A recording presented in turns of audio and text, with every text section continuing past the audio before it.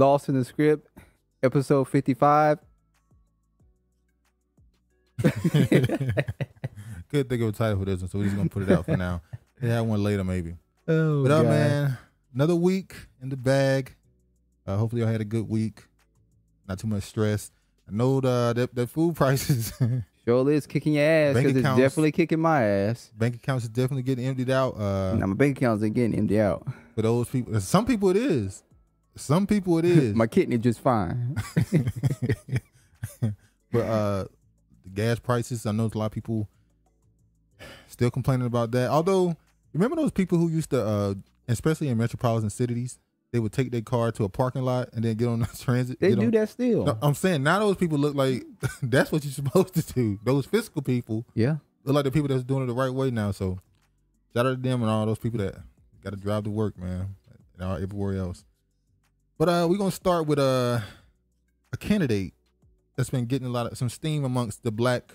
What would I call it? Would it be just the black YouTube? I would say the reparations. The black YouTube sector. reparations sector, a little bit of the Twitter, social media reparations sector. Marcel Dixon. A little bit of controversy has came his way. Obviously, he's a candidate running in South Carolina. What controversy could he possibly have among the black community? No. I can understand the other different races of people because, you know, he talked that shit. But for the black people, what possibly could any controversy be around him? Well, as you know, he's running for South Carolina against Clyburn. He's asked for a debate. He has not been given that debate. He won't get it. Let's be honest. He's not going to get it. More than likely, he's not going to debate him. He's in other states campaigning for other people. So he don't even see him as a real challenge at this point. And that's sad. Well, yeah. You would think any candidate that wants to run, people would give them a fair chance to have their voice heard. But South Carolina was a place, remember, where they changed the rules to say that if you have to vote for a presidential candidate on your ballot. If you don't, your whole ballot is casted off. Or more than likely what they do, and this is just me being conspiracy, they'll choose the president for you. They'll choose your candidate for you. I think it's disrespectful Yeah, for him not to debate this man. And we know what generation of blacks that are keeping Mr. Clyburn in office. See, that's going to go against what you said later on about the old generation getting some things right and the younger generation getting some things wrong. Ain't going to go against anything that I say. We'll get to that. Okay. But also, there's a lot of the Democratic Party did this. They went out of their way to stop third ballot candidates from being able to be on ballots in certain states. So he has to run as a Democrat, or he could run as a Republican. Oh, you're right. I rephrase that. He has to run for one of the two main political parties. He's not allowed to run third party in some states. It's like why can't you run as an independent? That don't make sense. Well, you have to get a certain amount of votes to qualify. You have to get a certain amount of funding to qualify, and then some states, you have to vote for certain parties, or else it'll be casted out. Well, that just seems like they want you to choose between two parties. Well, yeah. Well, this right here is from his website. You see, with me, Marcel has always been known for being bold when it comes to speaking against structural injustices and impatient when it comes to implementing solutions to solve problems that have been persistent for too long. So this is his coming out. He's giving his entire campaign of what he believes in. Let me go here. I'm going to play a video from his campaign. Hold on. All right, so here's the video. All right. Hey y'all, Greg Marcel Dixon here. You probably heard of me, candidate for South Carolina's 6th Congressional District. Yep, I'm that reparations guy, and I'm a Democrat. Now those may not be your key issues, but let's talk about some things that are important to you. Do you believe that the Second Amendment right of all law-abiding citizens should be protected? I am a concealed weapons permit holder by the state of South Carolina, and I will fight to protect your Second Amendment rights throughout this entire nation. But what about the right to life? You can believe that I will fight to protect all beating hearts. Let me tell you something. He's dangerous. When he said he had an interview, not an interview. What would you call it? He had a I forgot the word for it. He was vetted basically by the Black Authority, Jason Black. He came on his platform. He gave his pitch to vote for him and his support that he believed he deserves. And he said the reason why my platform isn't bigger is because there's certain things I don't support. And clearly this is one. This is definitely one, if not the top one. I noticed when I saw this video, a lot of people in the reaction to it was that he's a conservative. And it's like, what? Some of these things were stuff that Black people have always agreed with. And what's wrong with him being a conservative? That too. But these beliefs that he have are not conservative opinions. They have been made conservative by this society, but it's not conservative. These are just what people would call common. You ever heard somebody call themselves a common sense conservative? Yeah. As in, I believe in common sense, but for some reason that's considered conservative now. It's unfortunate because we have a lot of baby killers in the Black community, so it's definitely not going to be for Mr. Marcel taking away their rights to, Yeah, genocide. Stop. Remember another Corey Holcomb situation? Not just him, but you hear people say, this isn't just Corey Holcomb who said this, but I've seen people say the term, the most dangerous place in the Black community is the womb. I don't think that's a fair it's not, because attack, it's not that we're trying to attack Black women, but they are the ones that carry the seed, and it's unfortunate there are some Black men that pay for the seed to get terminated, or sometimes they beat them till they lose the baby because they don't want to have, or they kill them. There's been instances where they were killed because they said, I don't want you to have the child, and she's like, I'm having a child, and next thing you know, they popped her. Yeah. So it's all parties involved, but you are the main party that, You heard those guns. If you heard that car, my bad. But hey, it ain't like you heard gunshots in the background. But let me go and get back to this. Do you feel that illegal immigration is a crime and should be treated as such, as we do with all crimes? So do I. So even though we may not... Yo, look. This guy definitely has my vote. Listen, I will be you could throw him up in my face he would have my vote. Every damn thing on his checklist is checking off on my boxes. He actually put a Hispanic. Because they are the ones that's coming over here illegally crossing the border. It's them. Even though we've seen some Haitians jump off a boat too, it's primarily the damn Mexicans that's doing that.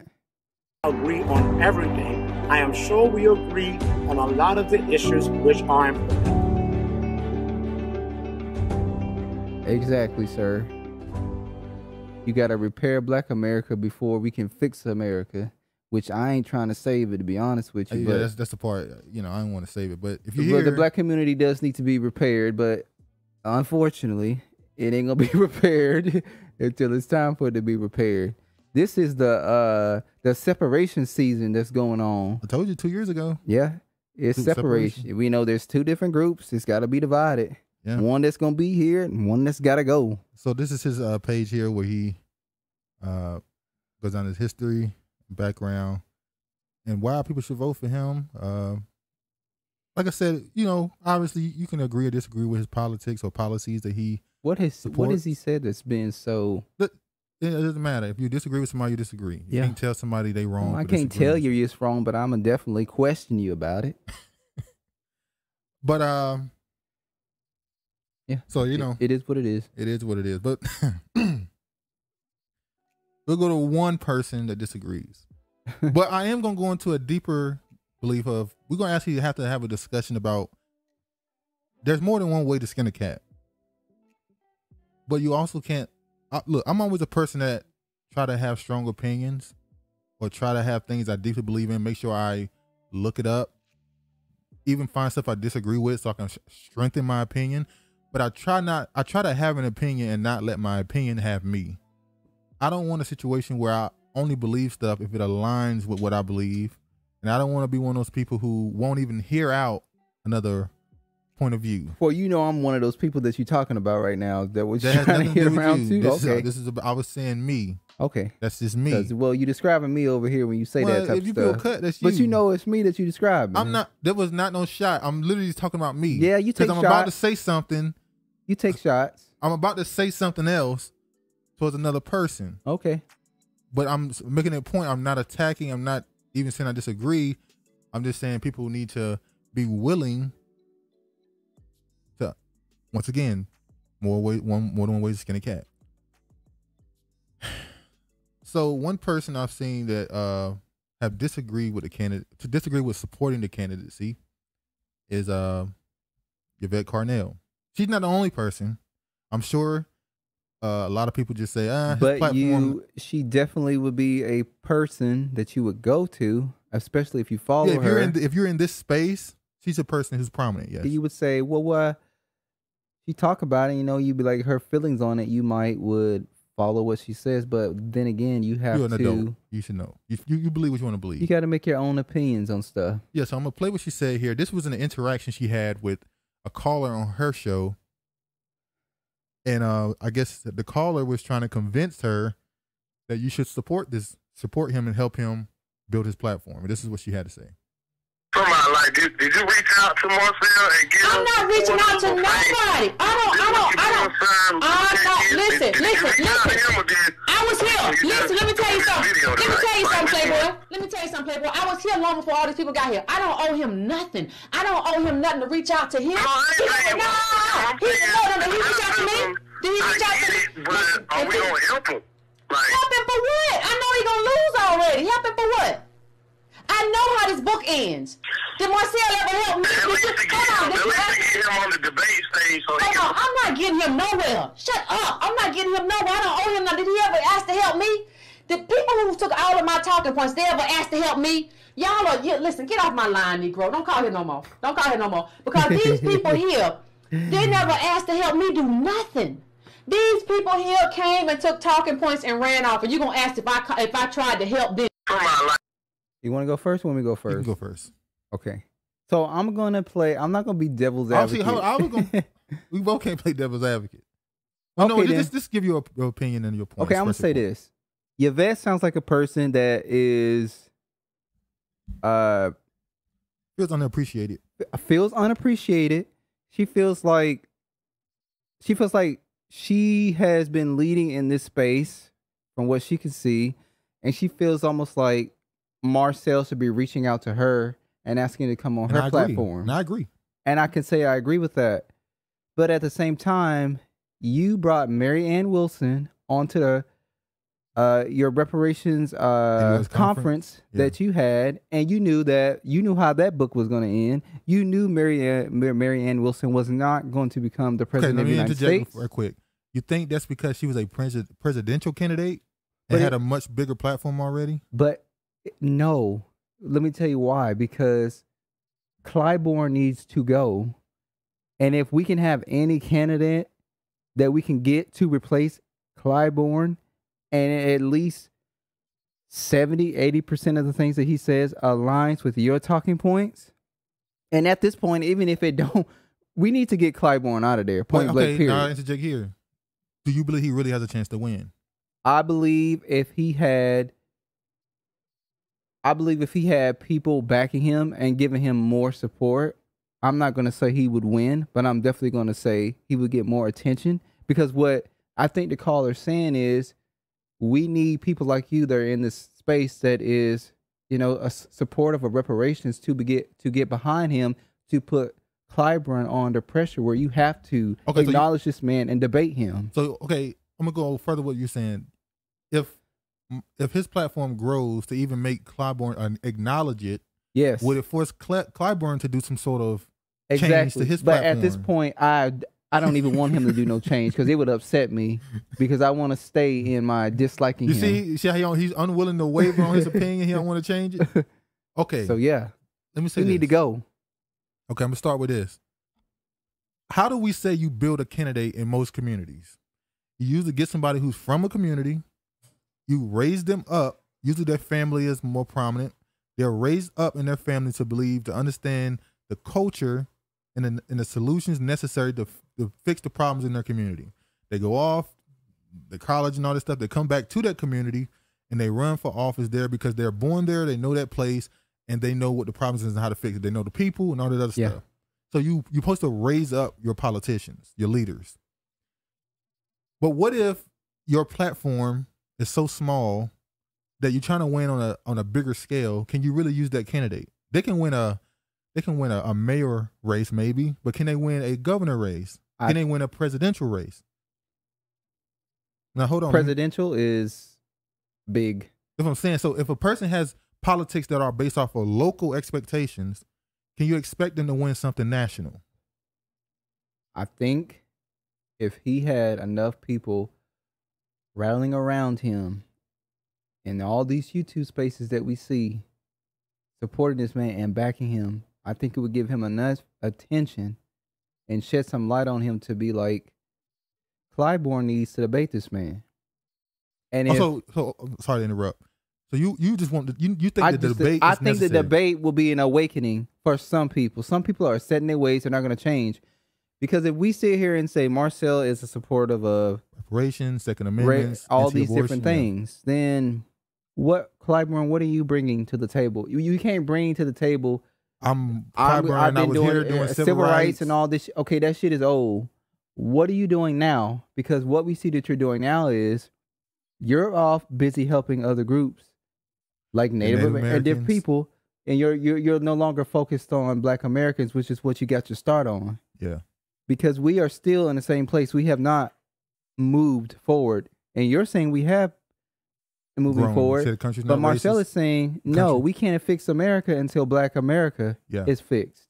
Okay, so what is your slogan, Mr. Clyburn? And when he start talking that shit, pull yourself up out of bootstrap shit. Oh, yeah, he out of there.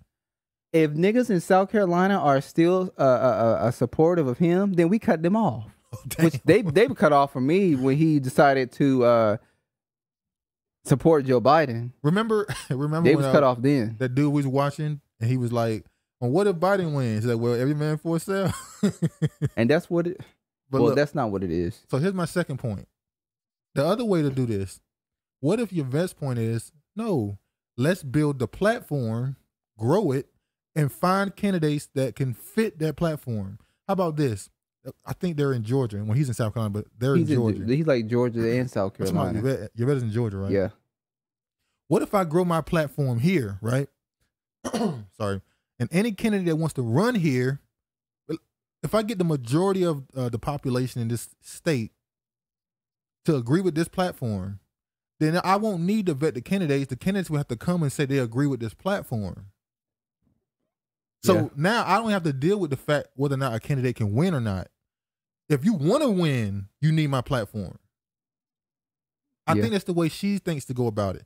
Build the platform, and then any candidate that wants to run for governor, mayor, president, you need this platform to win. Well, did Black Authority reach out to Marcel, or did Marcel reach out to Black Authority? I don't know.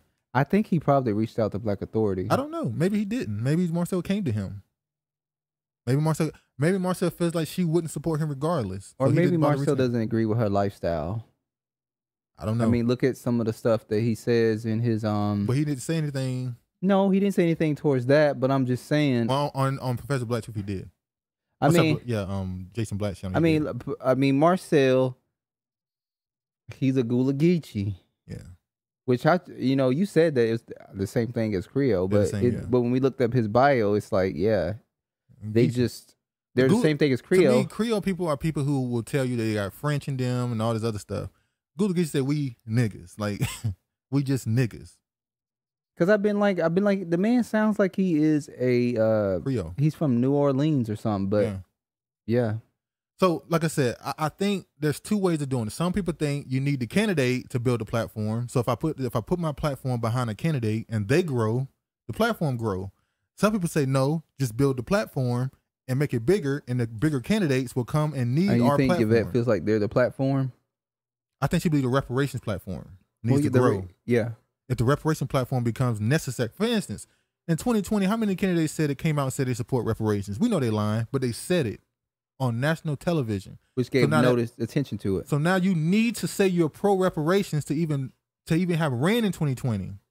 That's why everybody was surprised when Joe Biden won, because it was like, what? He didn't say he disagreed with the platform that people was making. Yeah, so it reset things. Yeah, don't talk about reparations to him unless you include Native Americans. Which really pisses me off. Tying them to niggas. Well, so does the Hebrew Israelite community. There you go.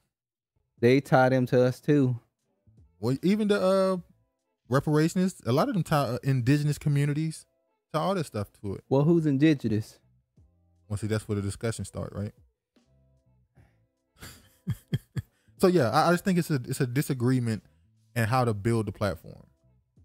But Chicken yeah, or the egg? Do you build a platform for the candidates, or do the candidates help build your platform? well, I'm gonna say this. It starts to look bad when every time you have a candidate, You disagree. you disagree with There the was a candidate. woman who ran in Georgia who Yeah. they said they didn't support because she wouldn't win. She's already lost a couple of And, elections. and it's just like, okay. What- I mean, I'm gonna keep going back to Marianne Wilson. Even though this person may lose, by you backing them and supporting them, it brings attention to Well, them. if you're building something and you feel like you haven't heard what you're saying until you built it, and now people who are running for office is trying to use your platform, wouldn't you say you kind of a Johnny come lately? Oh, now you want to say these things. There's an audience to it. Yeah, So that's kind of there. Like for the woman in but Georgia. since you don't feel like he's sincere, No, I'm not saying I feel that way. I'm saying she clearly feels that way. That's why she said, where was he to help me? Like he wasn't coming to me 3-4 years ago saying, yeah, I agree with your platform. so she felt like if he was planning on running for office He could have came to her 3 or 4 then. years ago, and he would have been built up now and had more momentum behind him if he would have did that. I don't know about that far. I think she just this. By the way, this is just speculation. This is not it's not what she said. I'm saying, what if they believe, her and Antonio believe, the only reason why y'all are using this now is because it has an you audience. can't throw Antonio more into this because Well, he he's hasn't said associated with anything her. about Marcel. He's associated with her. Well, until he puts They're up a video. both ADOS founders. That's true, but until he puts up a video and It's not says, he ain't put up a video in a month. you been stalking a man page? How's that stalking going to somebody you support? How's that stalking? Well, damn, Tone said he got to put a video up. He'll put it up when he put it up. I didn't say he was wrong for not putting out a video. I'm just saying you said he got to put out a video to give his opinion. He hasn't put out a video. Well, maybe he don't have nothing to say. All right. I'm not arguing that. I'm just saying, like I said, it is what it is. Different opinions on how to fix it, maybe. I don't know. Let's talk about this. Harvard announces $100 million to fund efforts to redress its ties to slavery. Harvard University announces a $100 million fund Tuesday to redress its ties to slavery after a report found that the university's leaders enslaved more than 70 people in the 17th and 18th centuries. So where's this $100 million fund going to go to? It was going to they're giving the money to themselves. It's $100 million. They're giving themselves $100 million to study this. Study what? Their ties to the ties of slavery. Why do every time Niggas you gotta study. I don't understand why black people are just not upset. Every time something comes to you, they have to study it. But when it comes to other groups, there's no need for a study. It's just do it. Just do it. Well, Why, how can you give yourself $100 million to to study it. study Well, something when I say that you know is already there?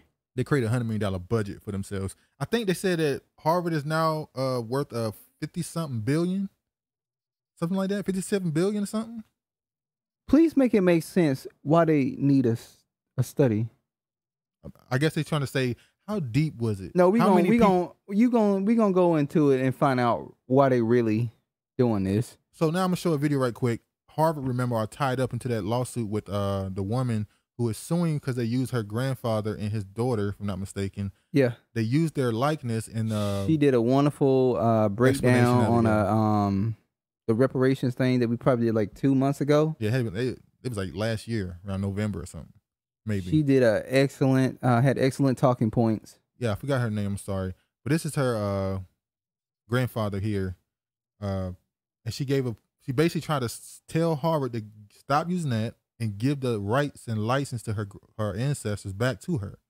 And the judge made the argument, well, it's their property.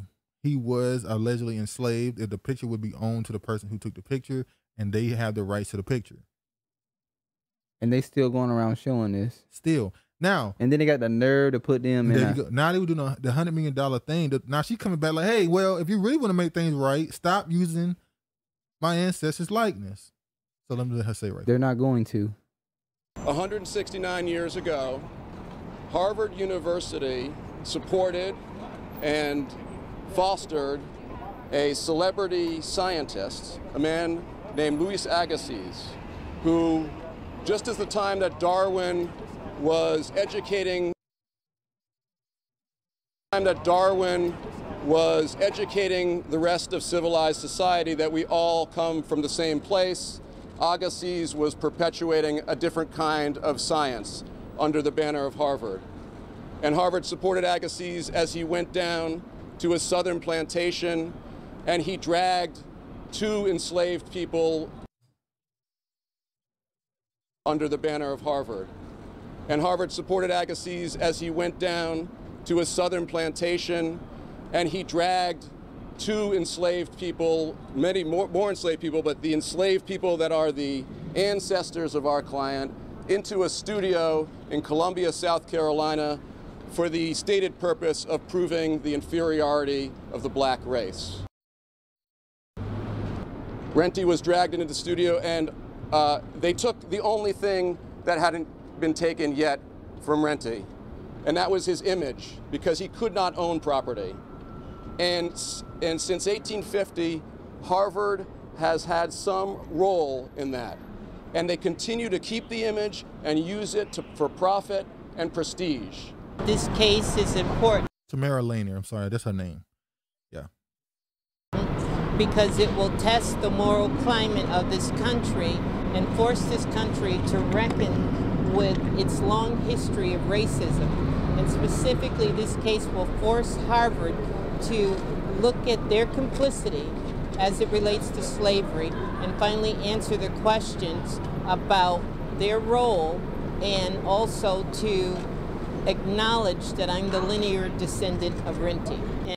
And we can document that if you requested to use this image for purposes of exposing Agassiz as the original hate teacher, then Harvard will deny you access to the image.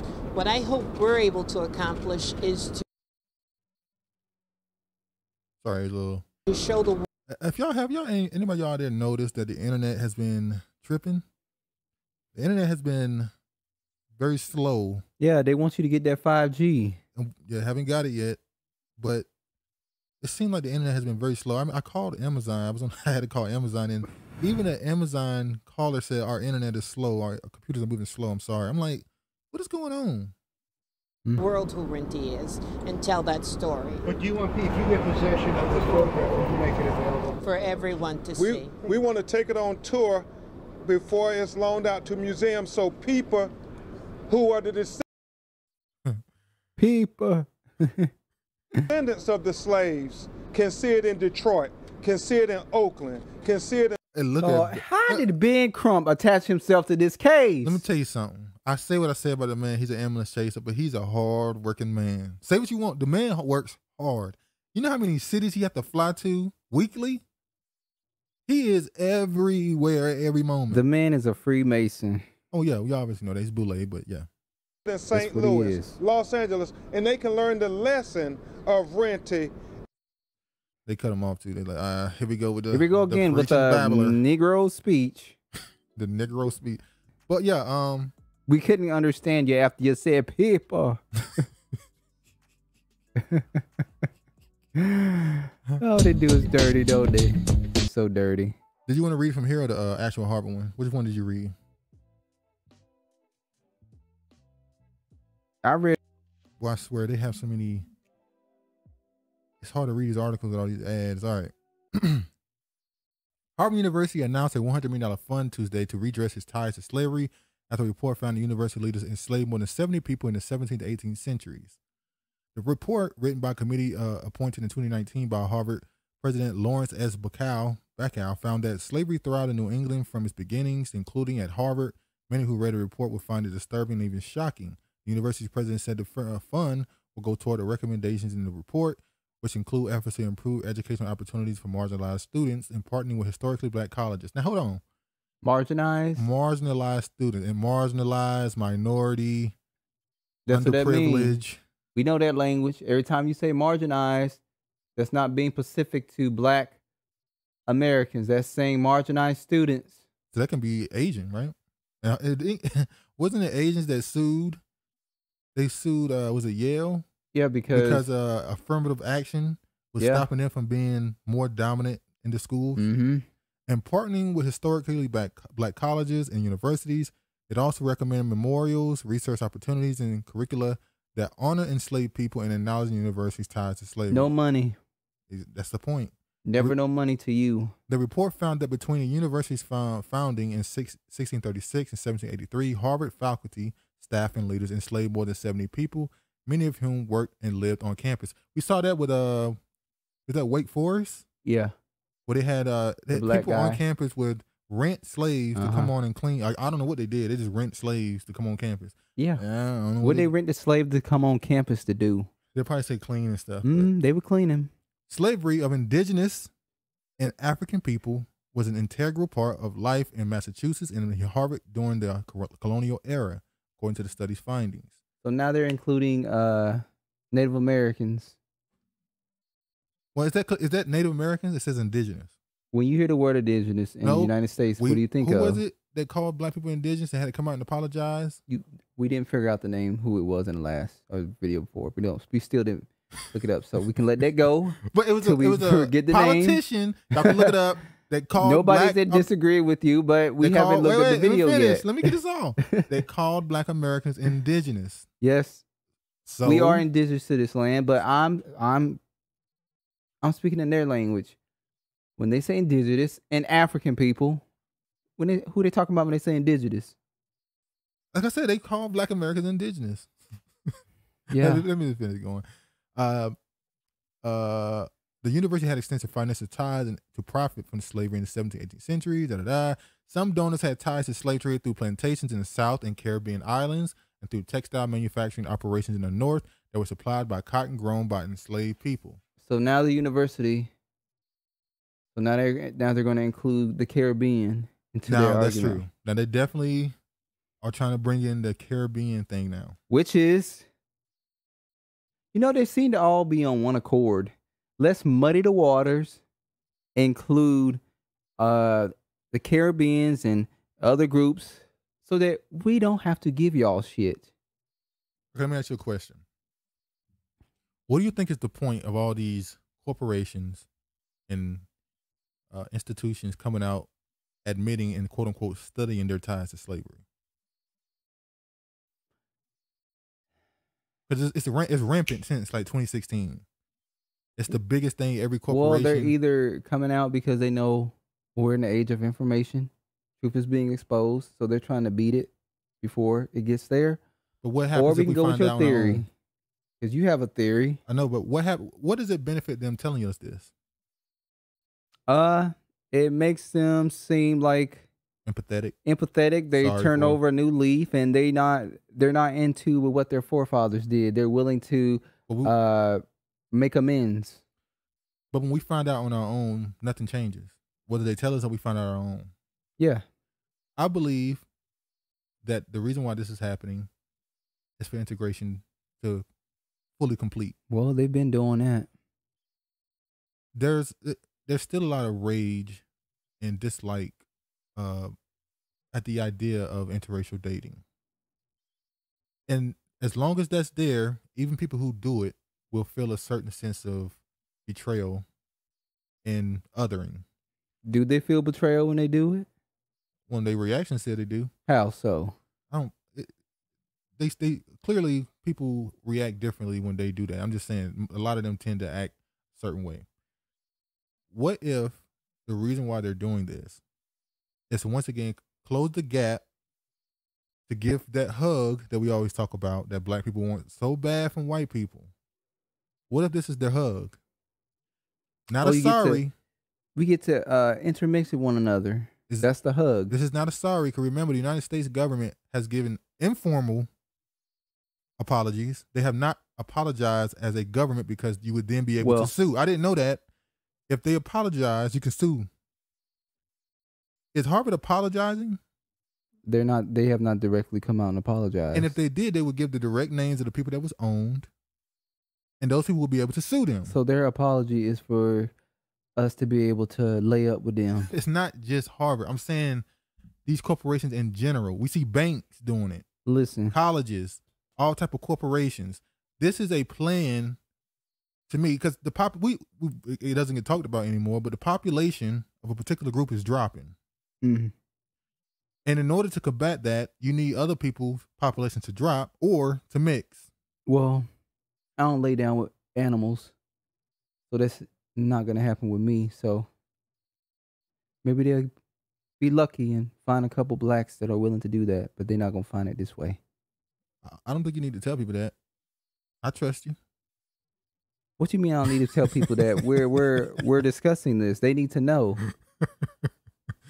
So obviously, this is the Harvard website here, where they go through their point plan, the legacy of leadership. They talk about Black Americans in their colleges and how things change and their ties to it. And as you said, they did mention the Caribbean aspect, which is to muddy the waters of it. And I'm going to play a video here of a person reacting to it or asking a question about it. NBC News. Let me show this. Hold on. All right. NBC News correspondent Tremaine Lee. So Tremaine, this is essentially $100 million, in essence, academic fund, right? Looking into the roots of slavery at Harvard. Tell us why this all came about and what happens from here. I'll tell you what, first of all, $100 million is a lot of money, but still just a blip in Harvard's $53 billion endowment. But there had been pressure for decades for the university to not only acknowledge the role that slavery had played in shaping this institution, but also to do something about it. And there are some pretty important points in the plan that Harvard has presented today, that they'll be creating opportunities for educational opportunities for those who've descended from enslavement in America, but in particular, those who descend from people who were enslaved actually on the campus of Harvard. You see here, identify, engage, and support direct descendants. Honor, engage, and support Native communities. What? Who are you talking about when you say, so are you saying that Black Americans are Native?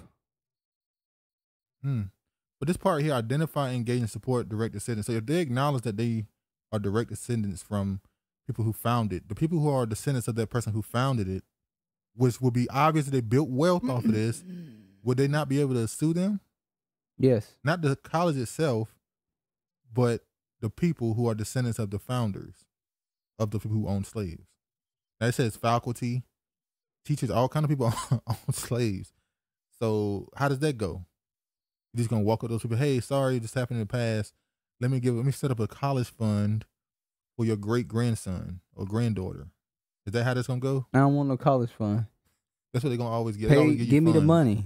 Like why can't we ever get money? Like they gave the Tulsa people, they started a fund for them. Remember that? Yeah. And they were like, this ain't enough. I think they were gonna give them, I forgot how much. 200,000, 300,000, something like that. I think $1 million. And they told them to take that shit and shove it where the sun don't shine. And then they ended up taking over. They took them over to was it Ghana? Yeah. And it was like, so they really? could go play dress up for a day. It was like, what the? Yeah. Right.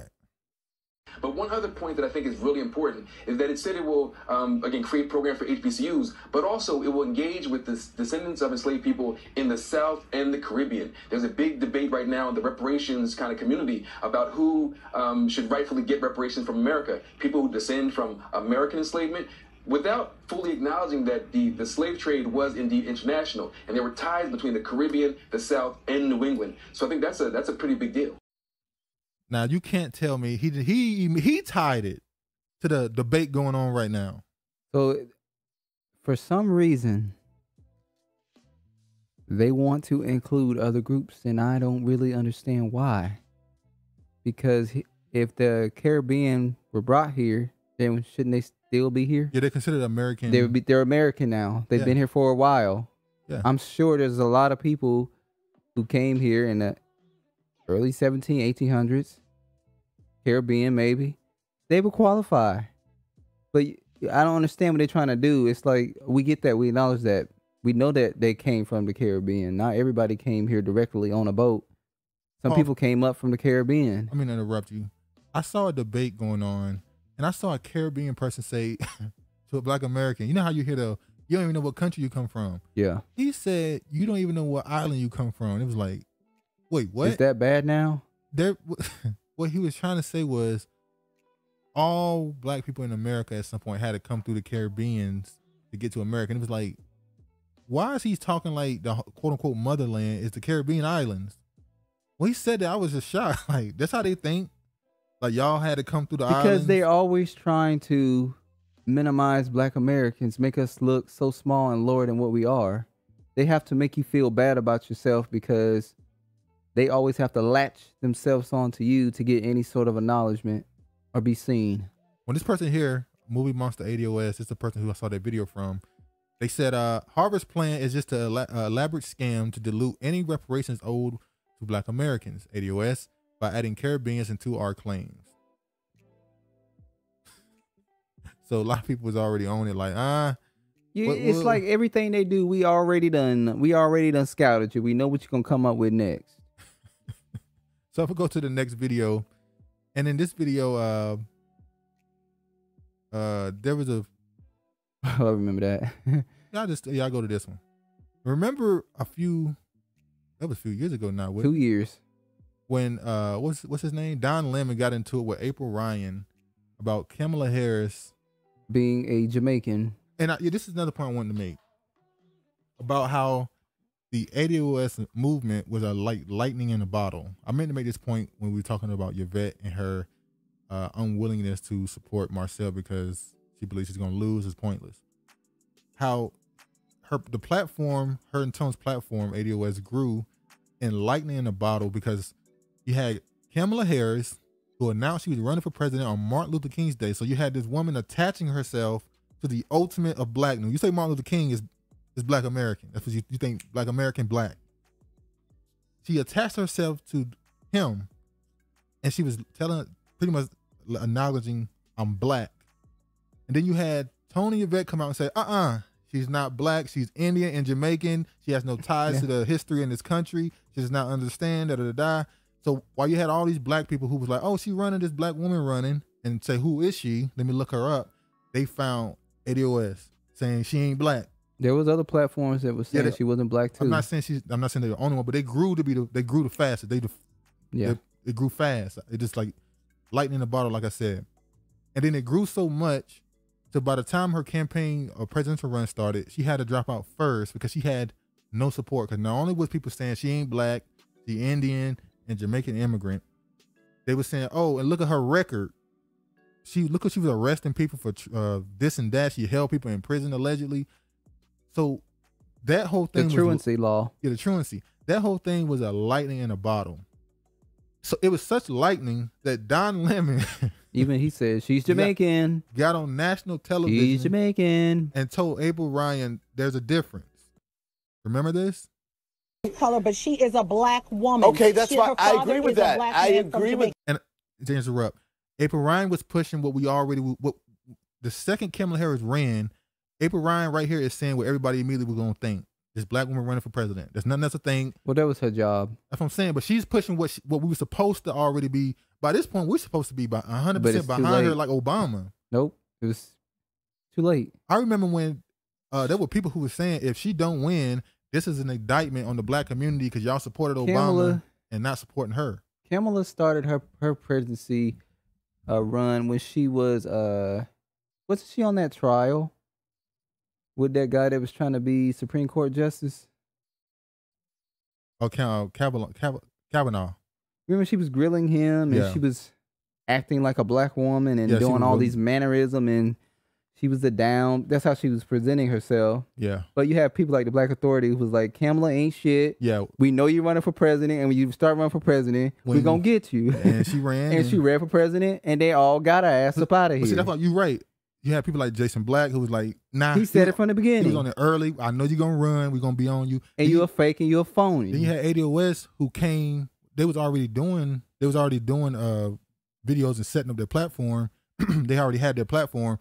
But it was a perfect meeting point where not only was it about her not meeting the requirements to be called a Black American, her platform is against what helps Black Americans. Exactly. So she lost instantaneously. So let me go back to this.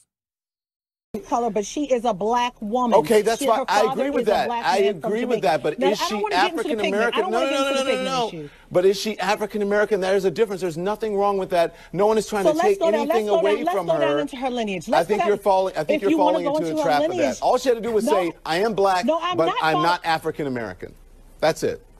Don, I think there's actually a trap. I'm not falling in. Let me finish. Hold on. I'm not falling into a trap by that. When she goes down her lineage, many Africans landed in Jamaica and all these other Caribbean islands. So she could indeed Jamaica's be not America. African American mixed with other races. But she is Jamaica's not America. But she is a black woman. She was born here in America. Okay, well let's go into Ted Cruz. Ted Cruz was born in Canada. Ted Cruz. His father this is was not Cuban. about Ted Cruz. You're changing the subject. But you know what? We cannot. It was hypocrisy. I'm not changing the subject. Yes, you are changing the subject. She's a black woman. I don't know what you want. Cruz. Okay.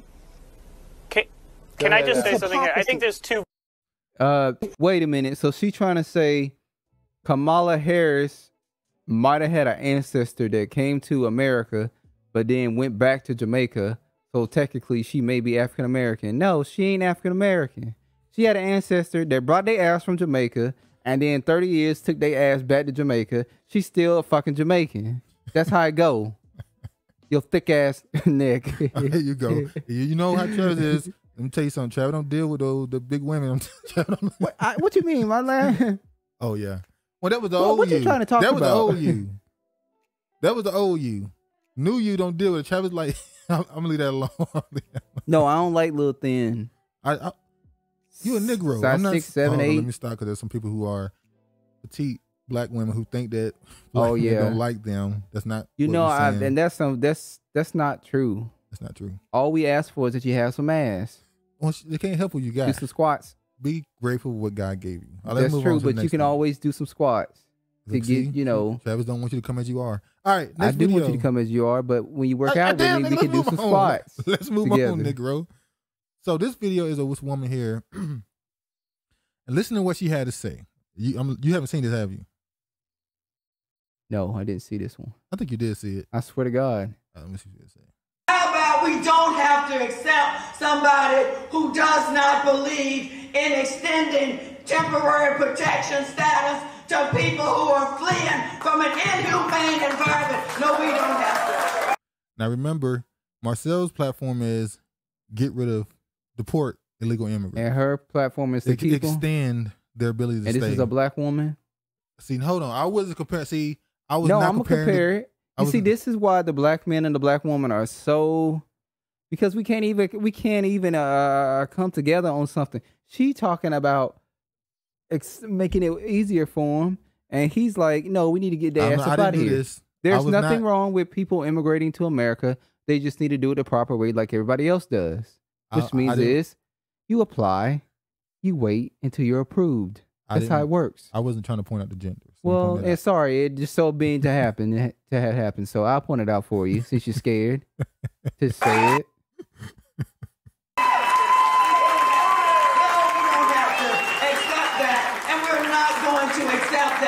The Mexicans love it so much they even put it in Spanish for people. Well, I think they did. Oh, well, wait a minute. So she's going after the Hispanic vote. Is she Val Demings Espanol? Is she? Well, wait a minute. A Latino movement supporting Val Demings becoming the next U.S. Senator for Florida. Is she even black American? What's her last name? Val Demings. I don't think that's a black last name, Demings. Black last name?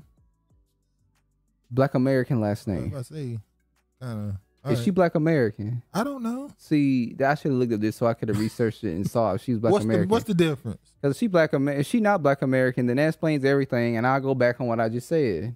Because I'll say that wasn't a black American woman that said that. That was a immigrant black American woman that said that.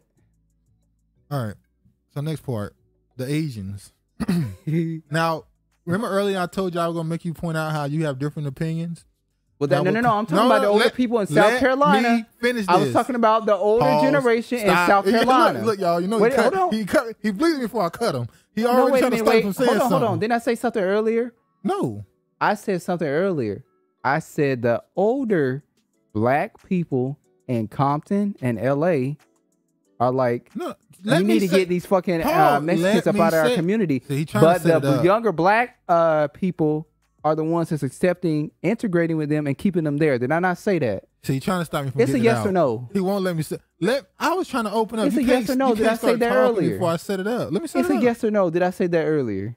Yes, you did. Okay, then. That's why I rest my case. Trying to defuse me before I even set the bomb on. Because your ass ain't set me up. Now listen. Earlier you said we got to get rid of these because the Clyburn. I was talking about the South Carolinians. You said we gotta get rid of these old people. Old South Carolinians. That's what I was talking about. Let me specify and be clear on what I said. I remember I got memory loss because I don't remember you saying just South Carolina. Well, you tend to get memory loss. No, I'm talking about. But I did not include South Carolina in what I said earlier. But that's why I'm being clear now. I'm talking about months ago when we had this conversation. Okay. About Clyburn. You said, these older black people. Dude, if I'm referencing Clyburn, I'm really talking about the older group in South Carolina that voted for him. You can't try to do that. You are pulling some gymnastics right now. This is amazing. I'm not doing flips. You're doing flips.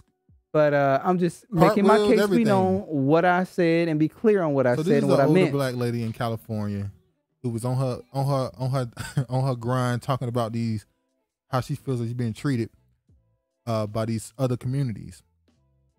Now earlier when you said Clyburn Tights got to go, this is the older black woman she's on it. Yeah.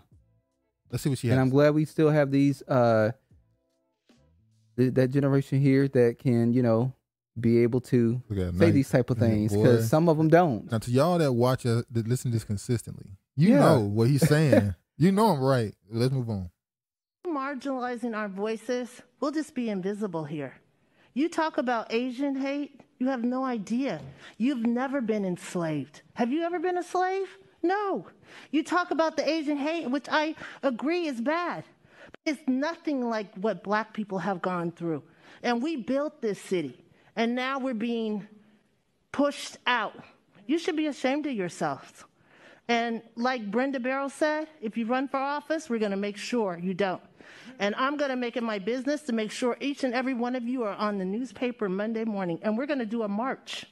We're going to march because you guys brought city government down, because you guys had a fix-in. You're corrupt. I don't care what you say. This whole process was corrupt. And shame on San Francisco. Tell it like it is, sister. Now, it's something that's not been talked about when we talk about gentrification. We always think of white people. For some reason, nobody talks about the gentrification that's heavy in California with Latinos. What you mean? I just said it earlier. I'm not talking about 4 this. seconds I just said it for the fucking video. Talking about us. I'm talking about nationally. When you hear the word gentrification, what you think of? Lattes and Starbucks. That's what you think of. No one thinks about the taco truck. I talk about it on all sides. I'm not talking about you, please. I'm not talking about you, Negro. Damn. But the point I'm making is, in California, a lot of those black neighborhoods, the ones we always think of when we think about California, Compton and Oakland, a lot of those places are not really black no more. They're not black no more. They have been completely pushed out. The Negroes are having to go to L.A., and guess what L.A. got? The highest homeless rate. So niggas have been pushed to the city, like in a lot of these states, and everybody else is going back out to the suburbs. How do you intermingle with people that's trying to kill you? Like, when the Mexican stuff, when those gangs, they do not like. Boy, I seen there's some horror stories. Black men. If those Spanish gangs, Vagos, get a hold of a Negro, they kill him. They beat him to death. I've heard some horror stories over there. Niggas try to act, let me say this. A lot of these gangs try to act tough over there, and they real tough with each other. But for some reason, when they get caught by them, I must say it's, Oh, you mean they don't go retaliate? They try to sometimes, but it's not. You don't hear about the war. Let me say this. I'm not saying it doesn't happen there. You just don't hear about the war between the black and Latino. You hear about the dislike. But you don't hear about them. You don't hear about the hits. We heard about the Blood Crip. We heard about that. It's a shame that you shoot your brother because he in a different gang crossing over to a street. In the wrong neighborhood. But the Latino. You took a little while to get him back. But I'm not saying that doesn't happen. Let me make sure, because last time we talked about California had a lot of Negroes. Oh, the California Negroes, they're going to come on here. When I brought up the, what they call themselves? Asians with attitude. I had a bunch of Asians talking crazy. You had black people defending them. No, it wasn't just, the Asians was talking crazy. I'm like. You had black people coming on here defending them too. Y'all don't know what y'all talk about. Y'all some weirdos. Talk how they talk. Y'all some weirdos. Y'all don't know what's going on in California, bro. When Charleston White went over there, yeah. And we had comments about it. So we reacted to those. That's on my mama blood. Yo, cuz. Now, funny enough, cuz is very much used in North Carolina. It like is. Everybody say cuz. But we don't use it for gang reference. It's just cuz, yeah. But yeah, when we were talking about the Asian dudes over there who was saying nigga, a video went viral and saying nigga, and we talked about like they saying like this is just like, and the niggas was defending them in the video. Told you, I've said this. I've said this. California and New York love the Hispanic community. That's who they normally, if they're gonna date outside their race, that's who they go for. They love them some spicy tenders. Spicy tenders. They love spicy tenders. Yeah. I don't know what it is. It's just like, what the fuck is wrong with y'all? These women are built and shaped like fucking refrigerators. I saw a dude say that. He like, man, y'all say these Latino women shaped like refrigerators, but I see who you dating. Who? He just said that randomly. And niggas was trying to say, what you trying to say? Who they dating? Well, he trying to say, well, black dudes who are with certain black women. He was defending, I guess. You know what the difference is? When the black woman is actually in her right diet and eating what she's supposed to be eating, she has a nice figure and a nice shape. And when she get older, she actually look her age or younger. When they in their fucking 30s and 40s, they look like they in their fucking 50s, and they get this pooch. They get that big ass puff. It's called a fupa. Fat above the. That's the difference between black women and these other women. They actually age nicely. I'll just say with that dude. And when they're in their right diet, they have a very nice figure. The dude was trying to defend his choice. Well, defend your choice. Keep staying with that Chewbacca. All right. Next video, this woman right here, she went in on some people. Let's see what she had to say. And I'm not going anywhere. Again, I say sanctuary cities are racist. All the jobs are going to illegals and to certain denominations. That is wrong. You're not going to be allowed to get away with it. Your time is going to be up. You want us to feel for your families, but you don't feel for our families. Again, the black community has literally been destroyed by racist, illegal immigration, and we're not going to have it. When my people do a crime, we get 3 strikes. Hey, look, I'm sorry Once to pause again, it. She about to go in. I got to rewind a little bit. Once again, where is the black man at? Yeah. You have completely removed yourself from leadership, which is not good. Not at all. Not a lioness got to go up here because the male lions are out prowling for other women. Let's just tell the truth and tell it how it is. This woman clearly has gone through some hurt and seen some destruction in the black community. But hold on, let's say that it is men there, and dudes do this all the time. Most of the quote unquote conservatives will be black men, so that's true. Just point that out. But it's a shame. The only time it gets highlighted and acknowledged is when it's black women going up here doing this. Well, hold on, this is a shot at me. Like I didn't find a video of a black man saying. I could have found a video of a black man search. Saying. I just high and low for it. I just found a video of some comments that we can comment on. Okay. And we're not going to have it. When my people do a crime, we get 3 strikes. Your people do a crime, they get amnesty, they get benefits, and they're not paying taxes. Okay? Publication 17 IRS. They're allowing you people to claim people in Mexico. I can even claim people in New Orleans when there was a flood. I can claim my people. I end up moving down there. But it's over. It's over. Right. Thank God for Trump. Thank God for Sessions. So I guess this is when Trump had won. I'm gonna be very honest and very fair with you. How can you be in the United States of America and claim someone in another country? But you try to claim. Don't try to claim somebody else's kids or a nephew or a niece, or don't try to claim your kids that don't live in a household with you. Yeah. In a dispute with the other parent. Because how can you claim that they don't live in a household with you? They have to be living in a household 8 months. Yeah. See, that's why I don't go to IRS, because they be in your business. Yeah. Don't go to IRS. They be in your business. Matter of fact, do your own taxes. Do your own taxes. Don't go. Yeah. Nah, niggas. Nah, you have to make sure you get that right. No, you got to make sure that you get it right. But that's why you have to educate yourself and take tax classes, so you're able to do your own taxes. There's always somebody in the hood that somehow got the knowledge. Yeah, how to do niggas it. are smart. There's always a couple niggas in the hood that could do it. I mean, they gonna charge you. Oh, they're gonna charge you more than damn. That's why I said take the classes. Do it yourself. Let's finish this. And you You should be ashamed of yourself. How dare you? Look up publication 17, page 25 and 26. How in the hell are you allowed to claim people in Mexico? And get away with it and not pay taxes? I am outraged. I'm a tax preparer. I manage a tax store in 4 different states. That ITIN number, they're using it as a social security number. That is crazy how I'm talking about tax. I knew she was a tax preparer for some reason. She got that viciousness to her. She had it. The reason why she knew the code and all that shit is because she has had people come there. Yeah. And try to claim people from Mexico. And she did it for them just to see if it go through. And when it came back through, she was hot. She was hot. She was like, these motherfuckers.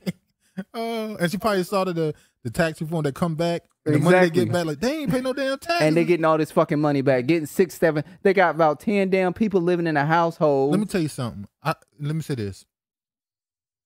Where we grew up, it's a running stereotype. Bro, I've seen it like 100 times. You'll see a house empty. A truck will end up there with a Mexican family. A month later, it's like 5, 10 people in there. This is just the adults, not the kids. Adults.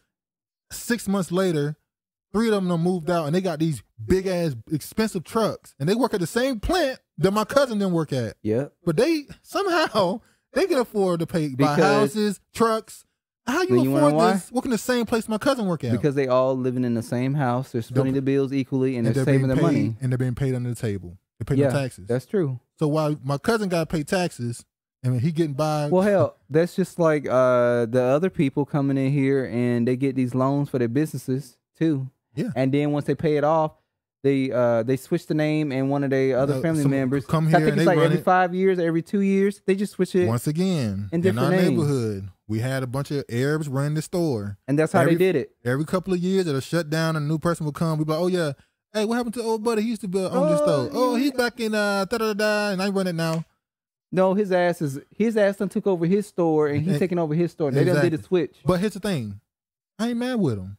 Hustle, run the game. That's what they got to do. The problem is, we've been cut away from the game. I get mad with them when I see that we're still at the bottom and they're able to come over here and rise. Yes, I'm mad at it. I'm talking about can't hate the player, hate the game.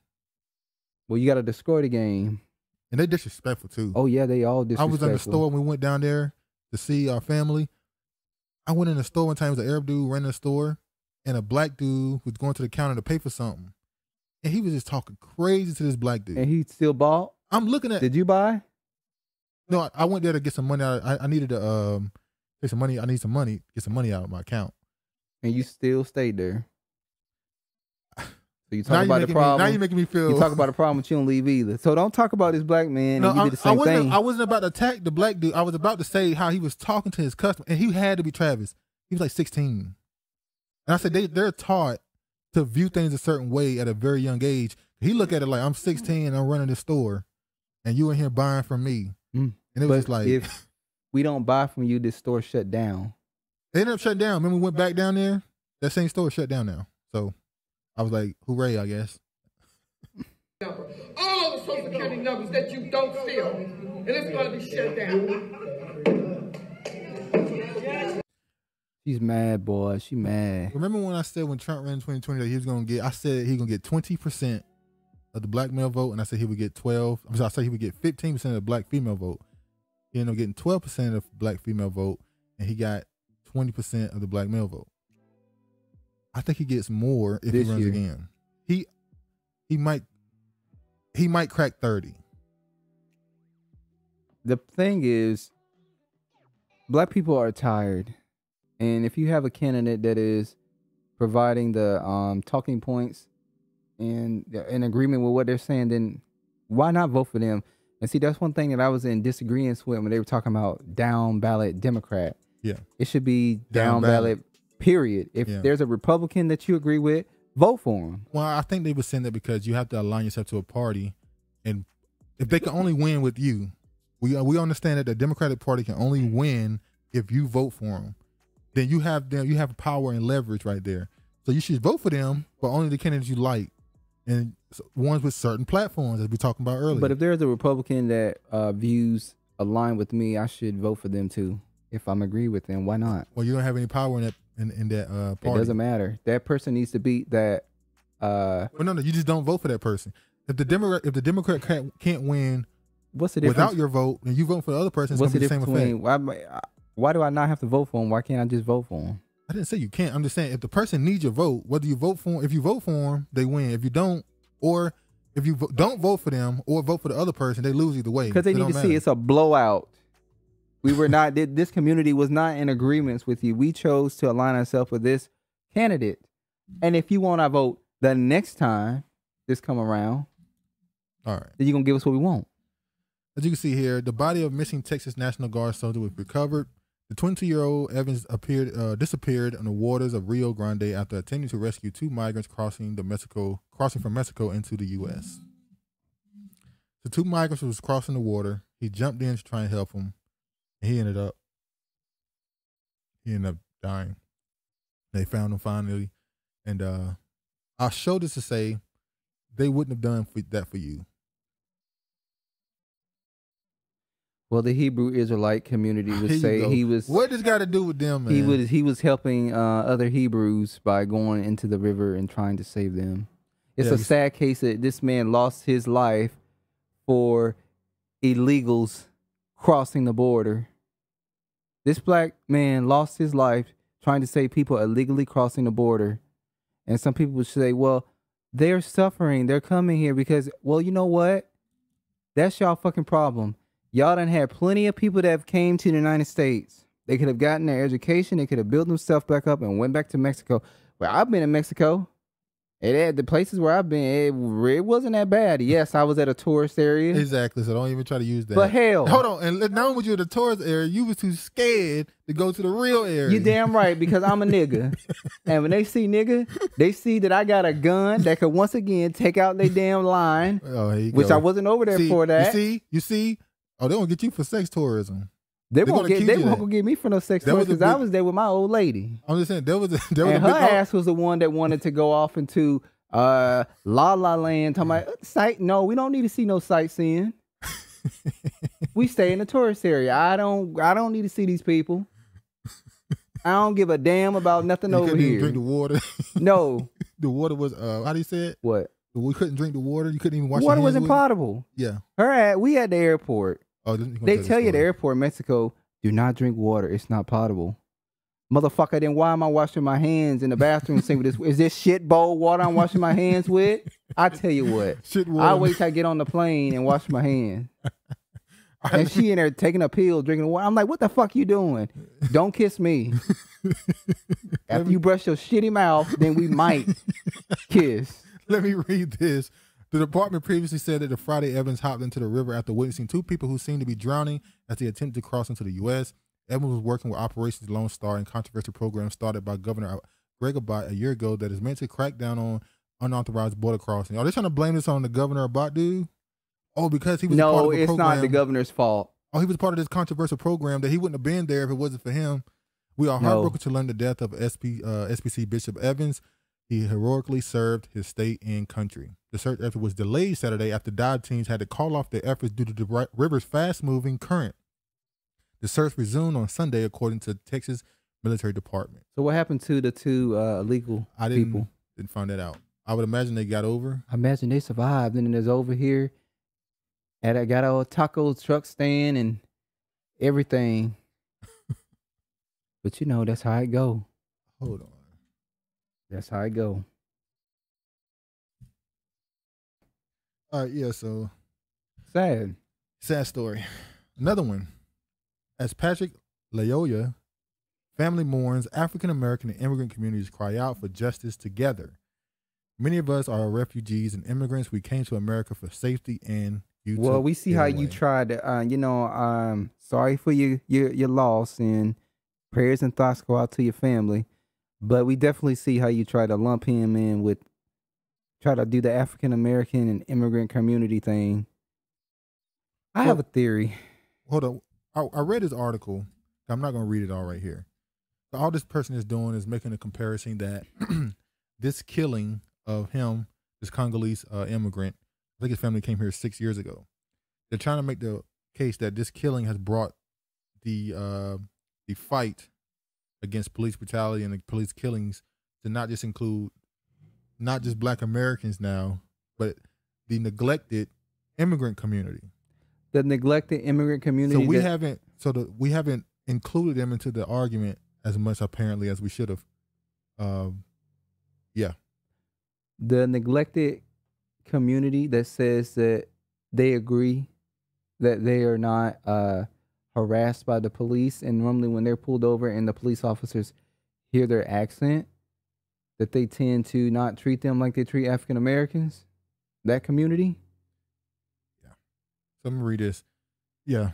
Tribal, political, and other conflicts that separated people back home, talking about the Congo and Democratic Republic of Congo, Nwambe says, can carry over after immigration, creating stubborn divides in the community. But we are a family. The one who passed away, who got killed, to me, I treat him as a Congolese because I don't think about tribes. I think about my country. And in every country, every civilized nation, he says, justice is an essential element. To him, that drive for justice is enough to unite people across dividing lines, not just within the immigrant community, but also across the divide between those born in the United States and those born in Africa. It has been a growing relationship, agrees Lakia Thompson-Jenkins, executive director of Link Up, a nonprofit organization that has been pushing for police reform in Grand Rapids. I don't think things are what they need to be in terms of including African immigrants in the local conversations about justice, but there has been progress. There has been intentional in making sure intentionality, in making sure Africans are really represented at the various tables in the city of Grand Rapids. What do you think of that? Well, I don't think there's anything that's wrong with that, but clearly they're not identifying themselves as Black. They're identifying themselves as African. And you I got thought a theory, we were all the same. You got a theory about that? Yes, I have a theory. So let's go ahead and get to it. We're going to go ahead and jump right into it. And people going to say, Travis ain't shit. But I'm going to tell you what my theory is. All right. So y'all see this.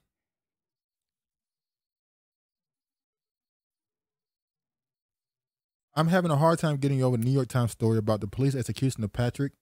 In the back of the head, NYTeens literally talk about how the cop had helped widows and orphans, and contains a wedding photo of a cop surrounded by African children. So look at this. College graduation, Mr. Skur and the others built a house for widows, played with orphans, and visited residents. While the couple were there, Pastor Elisha officiated at their wedding. The groom, 23, wore a shirt of the local fabric. His bride, 22, wore a simple dress. They exchanged rings of woven grass. A Facebook photo showed him carrying his wife, surrounded by children and women in colorful dresses, raising their hands to the sky. No men. All right. No men. Now, so he went to Kenya on a Christian mission. So he's Christian. I can't believe they still doing these things. It's crazy. They still feel the need to spread. That's really imperialism. They still feel the need to spread colonialism across these places. Why do you go to these people's countries talking about Christian? They have their own gods. They worship their own religion. But when you're the dominant society, that's what you do. You take over. But listen, Mr. Skirt and Brandy Bruin were married during the 2014 Christian mission to Kenya. So what this told me was, he's Christian. He's been to Africa. He's the one who wore the local garb in his wedding. Not her. She wore a simple dress. And just so happened the dude he killed is African. He's Congolese. Now, what is your theory about that?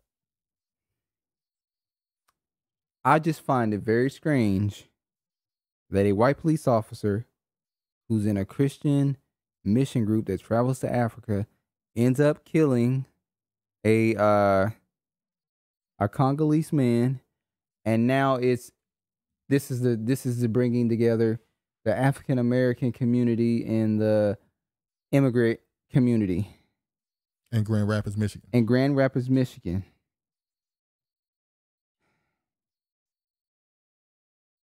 What if this thing was just a setup for this to happen? What would be the end game? Well, what is the end game with them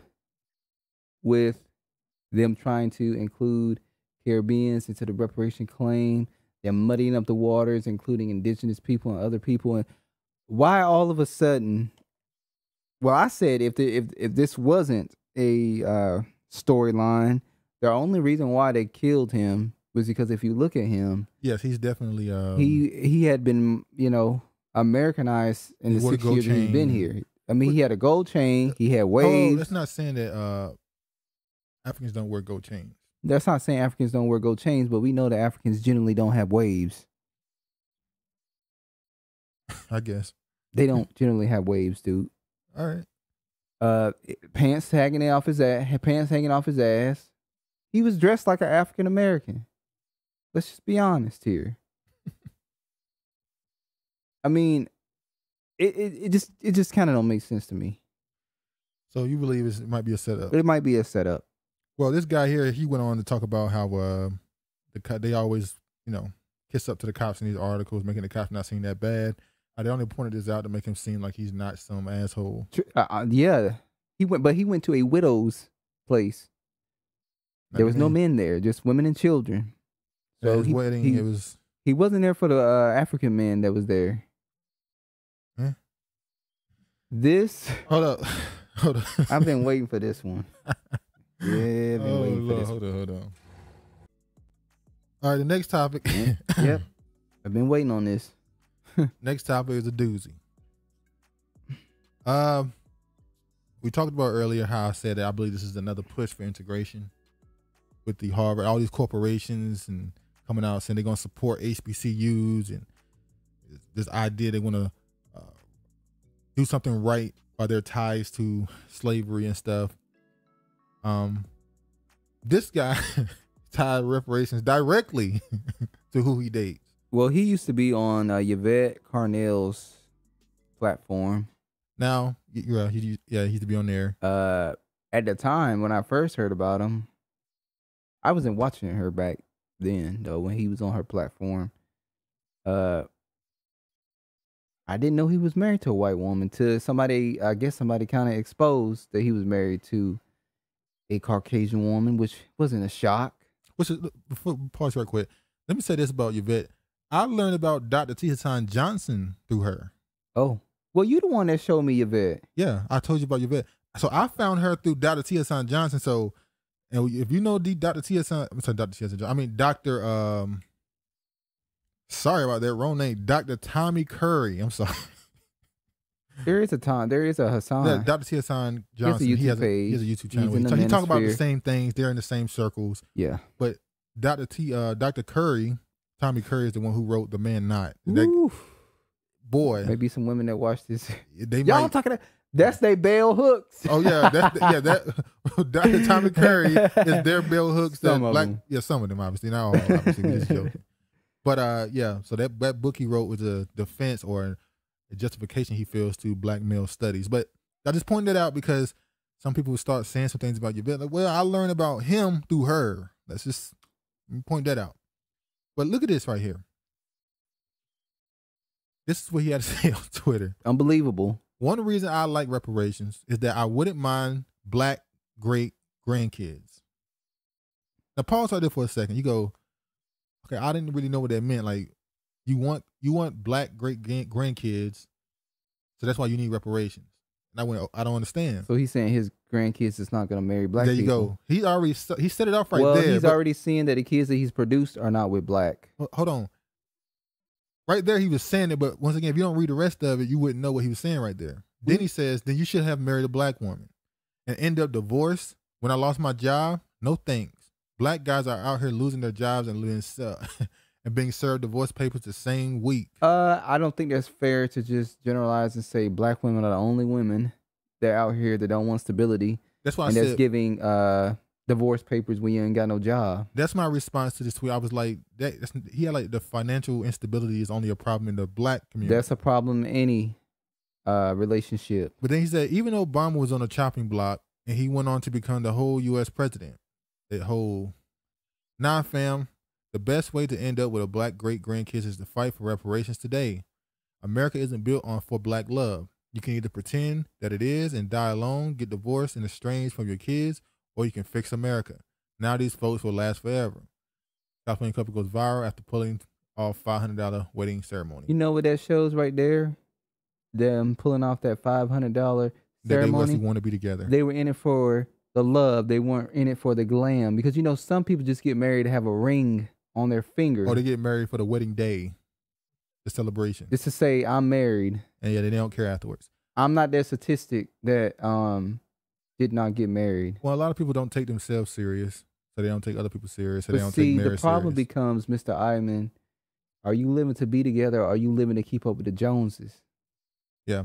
A lot of people on this thread are pretending that black folks don't get divorced in America because of loudmouths or economic instability. Now, I knew I'd have a loudmouth, and 2, be economically unstable and not trying to get divorced. Now, when he said loudmouth, I was like, is he talking about a black woman? No, he's saying he would have been a loudmouth. When he say loudmouth, he mean arguments, I guess. So he said I would have been about to smoke. Now, so him and his wife don't ever argue? Apparently not. So how can you succeed with her, but you can't succeed? That's the whole point. That's my whole thing. He's not. I've heard people say this. I remember I watched an interview between what's that the civil rights activist, the one who did the poems and stuff, the gay dude. Oh Lord, the one that went to Britain or the UK. He went to the UK. You know who I'm talking about, right? Yeah, I know who you're talking about. He was having an interview with a woman, another black woman. She was in the civil rights movement as well. I can't remember these names. I'm sorry. And she said, I can't be with a black man because it's too hard.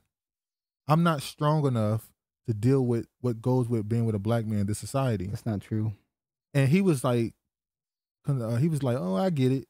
And I was thinking like, so wait, in the 60s, we had black people in interviews admitting they don't want to date people that look like them because it's too hard. So he's saying the same thing as that woman said. So I'd rather date somebody of another race, build up stuff for the community, and hope my kids can find one of y'all to marry. 9 times out of 10, they don't. They don't. It's rare that you see a biracial person end up with a black person. It's just the truth. So when I saw this, I asked the question, what is going on in these reparations space?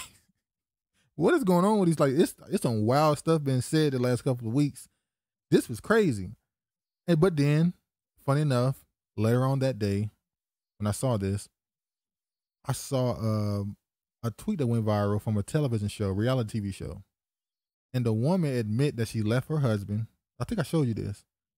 I didn't. I don't think I showed it to you.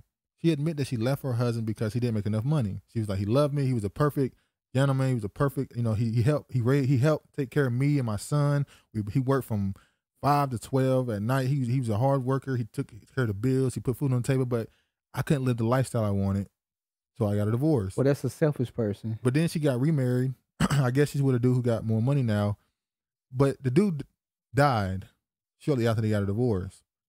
And I was watching it. I was like, that's sad as hell. And it's tragic. But you can't take that one situation and put it on every. But that's what I'm saying. It's funny how I saw this tweet at the same time that was going viral. Yeah. And I said, there's some people. He saw it. Maybe so. There's some people that saw that and said, oh, that's true. Oh, see, there it go. But you can't let that one situation paint a whole group of people, because some people are willing to stick by you through, your losses. Yeah. Just like I said in that other video, you should be established before you get in a relationship 100%. Anyway. That doesn't mean that something's not going to happen, something's not going to come up, but you should be established. Is that serious? You should be established.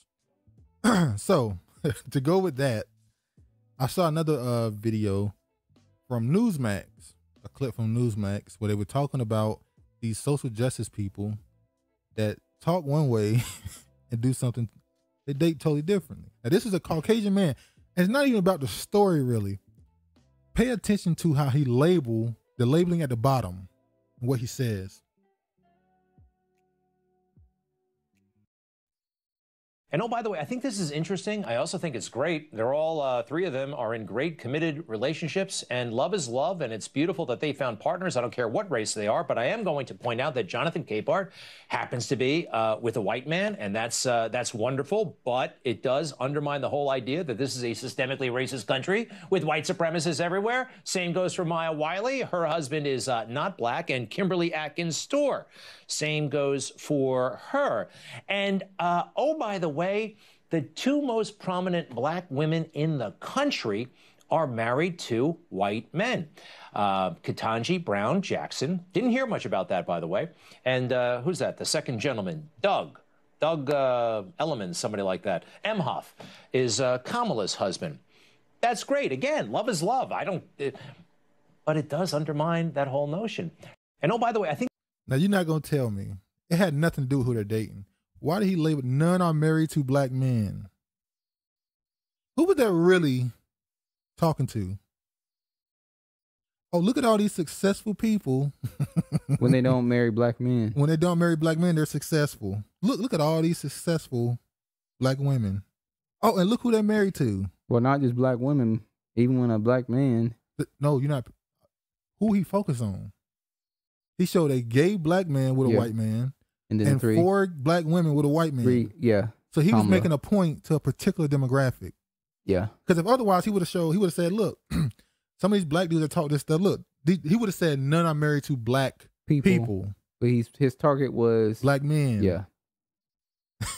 Well, and he is. I mean, you can't really talk the race stuff and you in an interracial relationship. I think it's ridiculous.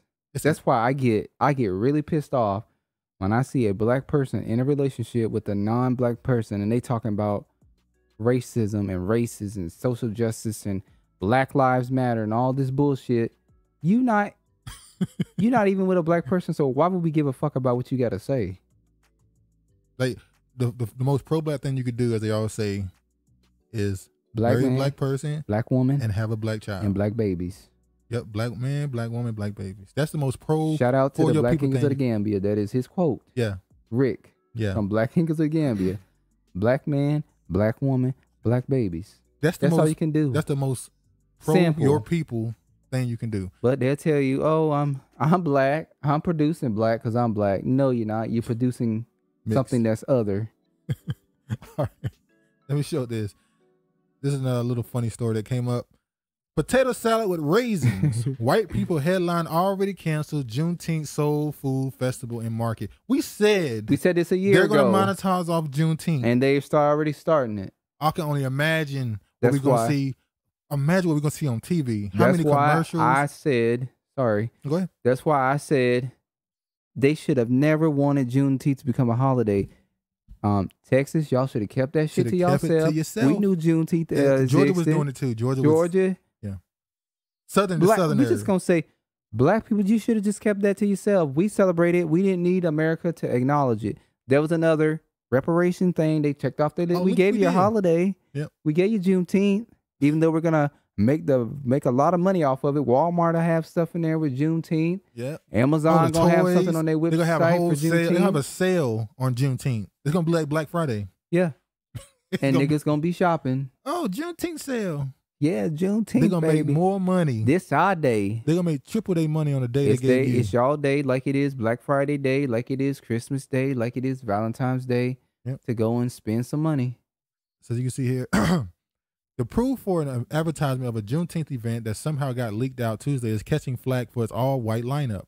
Event organizers Muskie Harris, a black former Razorback football player, say he's pulling the plug because of the instantaneous uproar. Wait a minute. I got a rope around my neck and I'm tarred and feathered over an event that's already dead.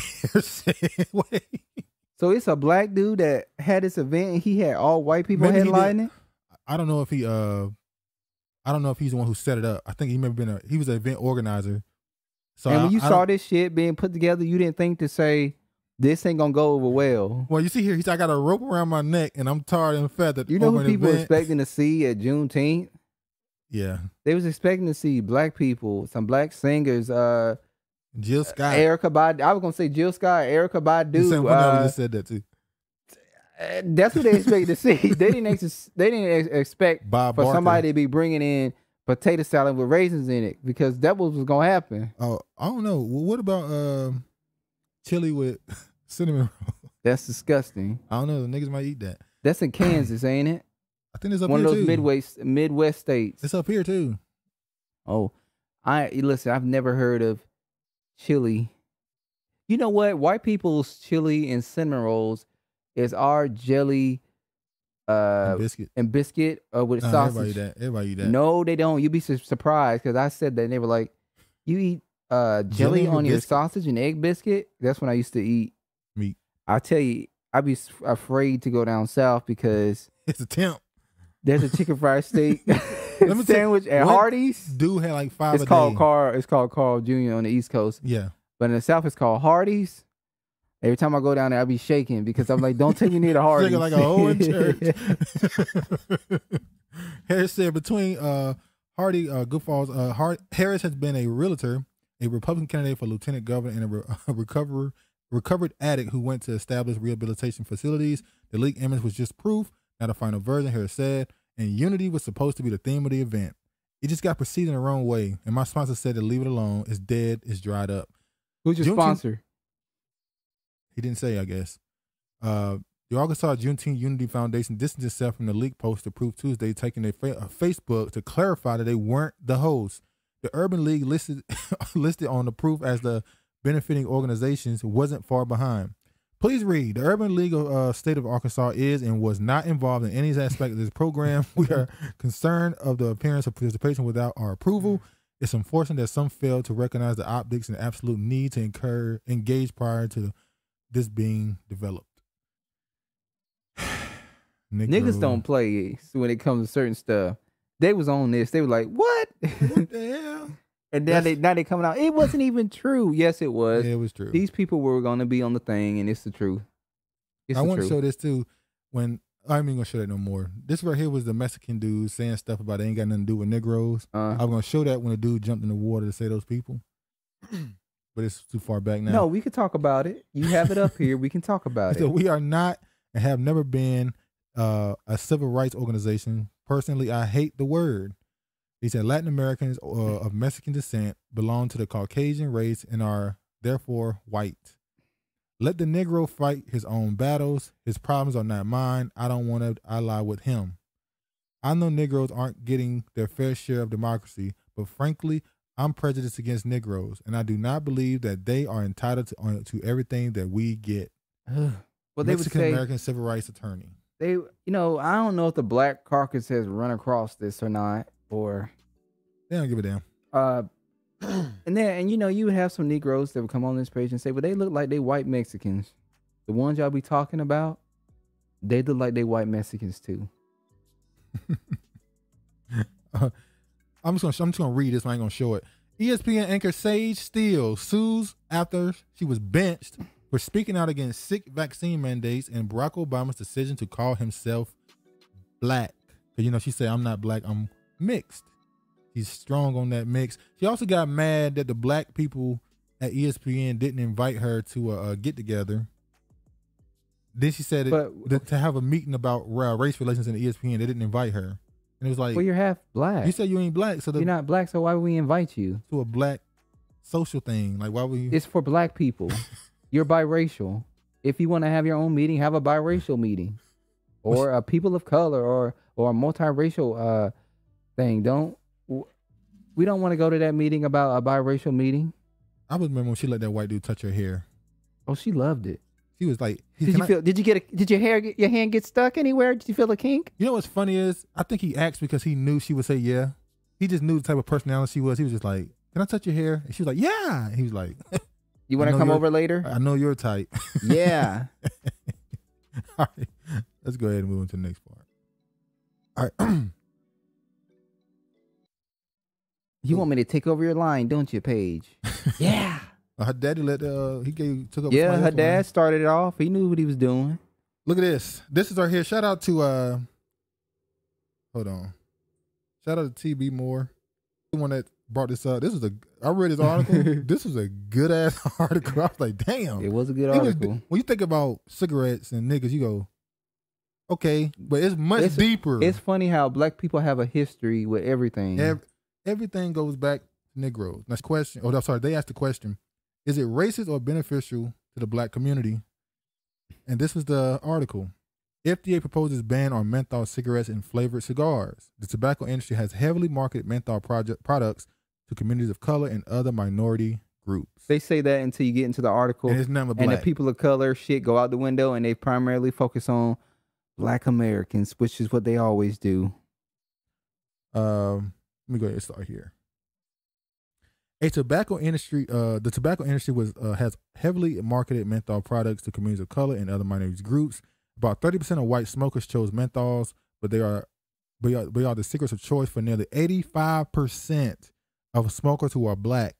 About 40% of women smoke menthols compared to 31% of men, according to FDA. Now, when you read that first, I said black women are the biggest smokers because 85% is black. Now only 30% white people choose to smoke menthol, and then 40% of the women who smoke menthols. Yeah, compared to 31%. But what they're saying is 85% of black people. Yes. And 30% of white people. There's more white people, so that 30% is more than likely bigger than that 85%. Yeah. But still, white people black women be smoking the shit out of menthol cigarettes. Because there's more black women than there are black men. But it's obviously a lot of black dudes. 85%, that's a lot of dudes too. Shit, black women be stressed out. They be like, I gotta go smoke. Like the woman that came out of the infamous viral picture of the black woman who was at Popeyes and she's sitting on the bench. That's them. I gotta go smoke a cigarette. Yeah. Now, for some reason, they decided to separate LGBTQ people. Exactly. I was like, why do they need their own category? They already in the black, white. Why they didn't put Asian and Hispanic and they Indian? Are. When you go down further, they're gonna have a little. LGBTQ people are also significantly more likely to smoke menthols. A 2013 study that looked at data from the U.S. Center of Disease Control and Prevention. They liable to smoke anything. 29% of straight smokers. So 36% of gay people or LGBTQ people chose menthols, and 29% of straight people. Now, the reason why they say menthols are so addictive, or a lot of people smoke them, is because they have the menthol. It comes from a peppermint. So that same cooling effect when you eat peppermint, it comes into the cigarette now, and it's more sweeter, I guess you could say. Niggas like it because it's sweet. Yeah, and it's flavored. So it's smoother going down, and it doesn't cause as much of a cough and all that stuff. Yeah, it's not hard. So what happens is the younger audience will smoke that, and they'll just keep smoking as they get older. The people who start smoking when they're older, they'll go straight to the plain. I've never smoked a cigarette before. I took 2 puffs before in a cigarette when I was like 15, 16. Never smoked a cigarette. Peer pressure. Today marks the beginning of the end of menthol cigarettes, a truly historic moment for public health. For decades, tobacco companies have intentionally pushed menthol cigarettes to hook young people on their deadly products and implemented racist marketing practices to intentionally target Black Americans. The resulting health consequences have been devastating. Executive Vice President Robert Wood Johnson Foundation Advocacy Organization said in a statement. So they said a lot of people. So basically, they planning on banning this, and they said how they marketed menthol cigarettes towards Black people. You know how that term "cool," how Black Americans invented the term "cool." What these advertisers did, and it wasn't just cigarettes. Every company took that term when they wanted to market it towards Black people, and took the term "cool," Black people, and put it with their product. So if you use our product, you're cool. You know that the top during that time, the top jazz players, actors, they would all smoke. They would have commercials showing them smoking. There was one commercial in this article they brought up where they tied Martin Luther King to smoking cigarettes, and you just go, God, there's no limit to what these people will do to make money off of you. Now, because this is mainly going to affect Black people, and I never thought I would say banning menthol would actually affect Black people, but it actually will, because majority of them smoke menthol, Newport or Cool. Is it racist or is it good? Obviously, stopping people from smoking is always good. It's good.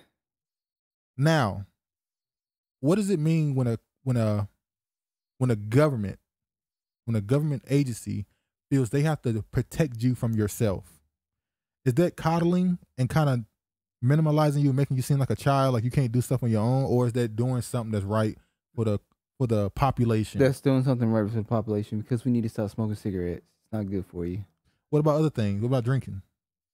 Well, you can drink as long as it's in moderation. I'm just saying. They're not banning cigarettes, obviously. They're banning menthol. They should ban cigarettes. Now you're making a point.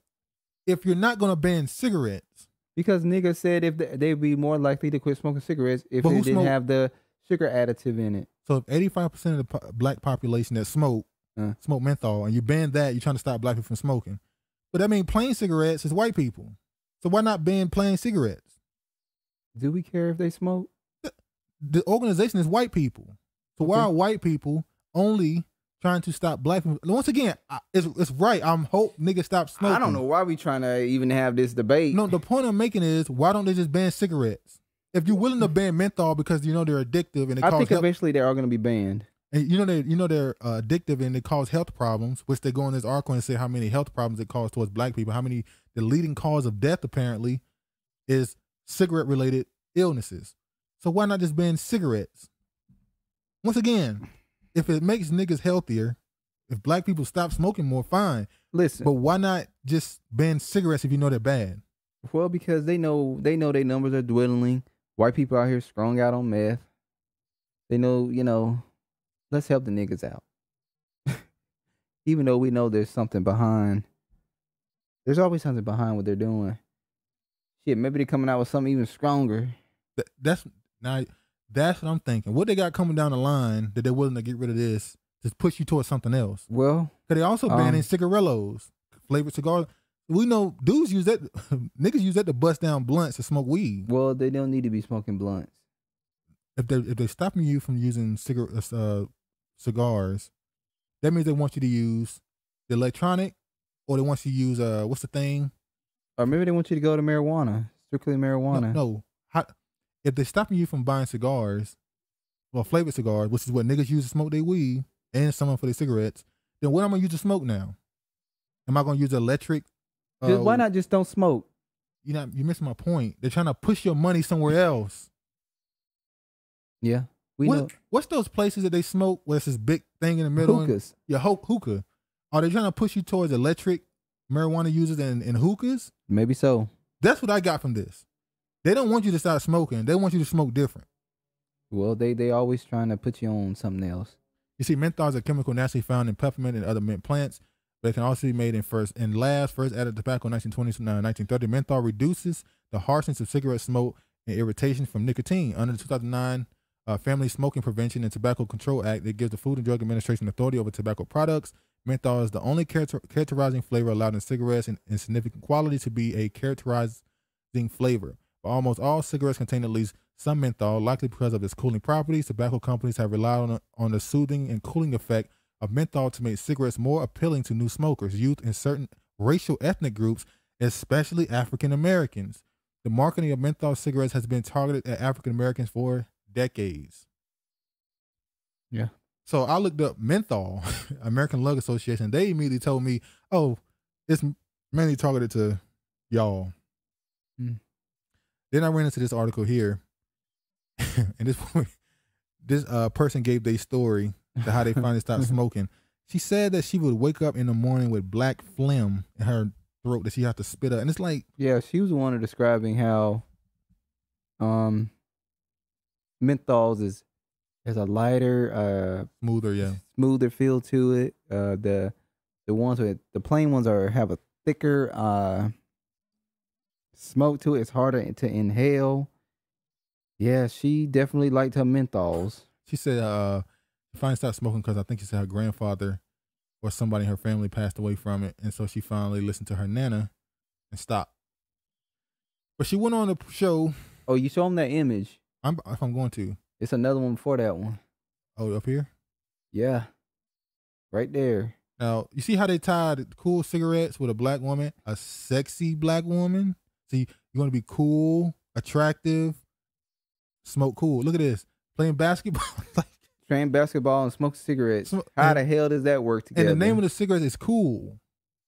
Yeah. So we already, you know how that's tied to. So you want to play basketball on the court in front of your fans? Cigarettes affects your lungs, which affects your breathing. So I don't know how that would go hand in hand with basketball, but niggas did. I mean, Michael Jordan smoked cigars and he played, so a lot of athletes are still able to perform. Look at this. Rich, real and rich and cool. Look at the afro. So they tie bold, cool, Newport, light on it. They tie your liberation to coolness and tying it to their cigarettes. Cool and cold. Newport's is. What's the guy name who started the Black Panthers? Huey P. Newton. Yeah. He started Huey P. Newton. He smoked cigarettes. I remember in an interview, he was just constantly smoking and smoking and smoking and smoking. Man, she smoked a half a pack of cigarettes a day. Yeah, that's just outrageous. I know some family members, half a pack a day, pack and a half. I mean, we know lungs some black as hell. We know some smokers and some chimneys in our family. Man, if you saw them lungs, they probably, when they pulled them out, they just went. You know how I saw a documentary once where they showed people donating organs, and a person who smoked, they showed their lungs, and they showed the person who don't smoke, and it's like two different. It's like two different species. It's crazy. But guess what I found out? Newport is a British American company. Now, menthol has been banned in the UK for a while. It's banned in the UK. It's banned in Australia too. And the European Union and Colombia, I think. Matter of fact, Australia is banning cigarettes. You can't smoke Ethiopia. Cigarettes there. You can't. Menthol is not allowed. Why is it America was letting a company based in another country where it's banned selling in their country? Because they got the niggas here. Also cool as British. So how these British companies got so much money, got so much stake making money on niggas in America? Because we the one that made the world go round. Money machine. It's printing money for people, boy. Crazy. People say, y'all, Black Americans are such narcissists. They think everything of it about it. Well, it's just the fact that it is. Accept it and move on with your life. Truth is truth. All right, let's go on to the next segment. All right. Yeah, we talk about it one last again. They won't let them, these right wingers on their head, they won't give them they should be. Should be. Black Lives Matter PAC burned through almost all its cash reserves in the first quarter. Black Lives Matter PAC siphoned away almost of its cash reserves during the first 3 months of 2022, with the largest chunk of funds going to a firm owned by a Black Lives Matter board member. Who could that be? Well, if I'm not mistaken, Patrice Cullors and all them they're not a part of it anymore. They're not on the board and all this stuff. It's another person it's that dude who was running it. It's their money man. Every time you say that. Money man. Y'all know who that is. Guys, to tell that story. Black Lives Matter PAC siphon. I already read that. Black Lives Matter ended March with just $19,750 in the bank after raising $80,000 and spending $116,000 during the first quarter, according to the filing submitted to the Federal Election Commission on Friday. The group has burned through nearly 94% of its available cash reserves since the start of 2022, when it controlled a $305,000 war chest. Bowers Consulting Firm, sorry, this is distracting. Bowers Consulting Firm, a company run by Black Lives Matter board member Shamaya Bowers. You know who that is, right? Ain't it the woman who was in the video with them in front of the $6 million mansion? Or was that somebody else? No, that's the dude, ain't it? All right, this is him. This is the guy who's running the firm that they saying they gave the money to. He was the guy who ran the operation, the finances of Black Lives Matter Global Network Foundation too. So, by the way, Black Lives Matter Global Network Foundation has nothing to do, well, it's not the same thing as Black Lives Matter PAC, which is not the same thing as Black Lives Matter Foundation. Yeah. These are like 5-6 different entities that exist. They got a bunch of different companies they run. And this is how you know the money getting moved. Was the highest paid Black Lives Matter PAC vendor during the first quarter of 2022, having received $45,000 from the PAC for strategic consulting services. Elias Law Group, the law firm run by Democratic lawyer Mark Elias, received $8,000 for the legal services rendered to Black Lives Matter PAC during the period, and Perkins Coie law firm received $8,350 for compliance services. I would have thought they would have had more money than that, though, given to them. This is the PAC. Okay. This is supposed to be for politics and stuff. So Perkins Coie, who are tied to Hunter Biden and Joe Biden, their money thing, who is tied to the other organization who was selling influence peddling in America with politicians for China, that Perkins Coie, who shared that office building with Hunter Biden's law firm. It's just, it's no surprise at any of this stuff no more. Black Lives Matter PAC donors would be surprised to know that the contributions are being paid to Black Lives Matter insiders and consultants rather than electing their favorite candidates for the midterms elections, said Paul Keimer, counsel to Watchdog Groups and National Legal and Policy Center. Black Lives Matter PAC is affiliated with the Black Lives Matter Global Network Foundation, the National Black Lives Matter Group that has weathered months of escalating criticism for spending millions on its charitable dollars on mansions in Los Angeles and Canada, while simultaneously stonewalling the release of its financial disclosures to the public. So, more money problems. They money getting watched heavily. That's why she's saying that she hates when you bring up 990. 990 because it's scary for They said in the activists. article too. They said, she said this scares her. Yeah, we know why it's scary because you don't want to tell people where that money really going. Yeah. All right. Hold on. There was a woman a little while ago. A woman who she went to jail. Well, we were told she was being charged and sent to jail for voting illegally. She had a felony and she voted and she was going to jail for it. We were like, what the hell? How do you send somebody to jail Not for only voting? that, she also She was on probation. They're saying she tricked the probation officer into letting her off of saying her probation officer was completed. But your probation officer is supposed to know what day, it's completed. So I don't know how she would be accused of that. Yeah. There's a lot of confusing The stuff great going on. trickster. But look at this. This is the first article they released. This is February 6th. Memphis Black Lives Matter founder sentenced to 6 years in prison for illegally voting. I did not know she was the Memphis Black Lives Matter founder. I didn't know that either. I thought she was just a black woman trying to vote. So maybe had some stuff in her past.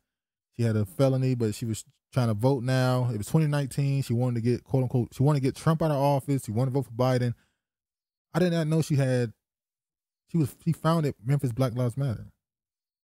Yeah. That, nationally, that ruled, my ears have perked up a little bit like, okay, well, let's go deeper. The founder of the Memphis Black Lives Matter chapter, 44-year-old Pamala Moses, has been sentenced to 6 years and 1 day in prison after being convicted in November of illegally registering to vote back in 2019. Moses, who has 16 prior criminal convictions, was sentenced January 31st, according to Shelby County District Attorney Office. On April 29, 2015, Moses pleaded guilty to tampering with evidence and forgery, both felonies and misdemeanor counts of perjury, stalking, theft under $500, and escape, and was placed on probation for 7 years.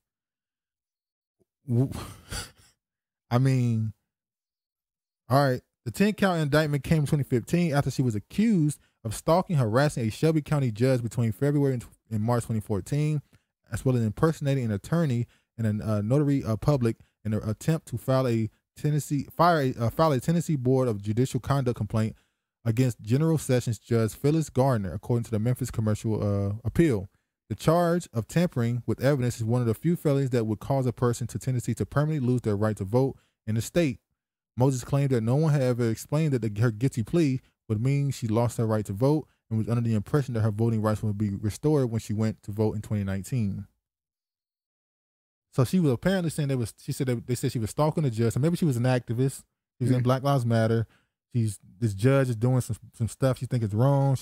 They accuse her of stalking her, lying about being an attorney so she can file something against this judge to get them fired or whatever, removed. She pleads guilty to it. She thinks she can vote now. She's told she can vote. And no, they get her for illegally voting. Yeah. Well, just recently, April 24th, charges dismissed against Memphis Black Lives Matter founder in vote fraud case. So what happened? Well, in this case, they said that her probation officer, you go ahead and tell it. Well, they said the probation officer, the probation officer said he accidentally did it and he didn't know he had did it or something or another. And I guess, how it's just like that case I know it's totally different, like that case with a black dude who was accused of raping that woman, and then they went back and found all this information, and it just like, we're not even going to go to trial because we know we're going to lose, but we're just going to say that's what happened with her. So I think they found something, and they're just like, we just want this to go away, and we're going to dismiss this. Yeah. Or did Black Lives Matter step in and pay off and help her get out of this?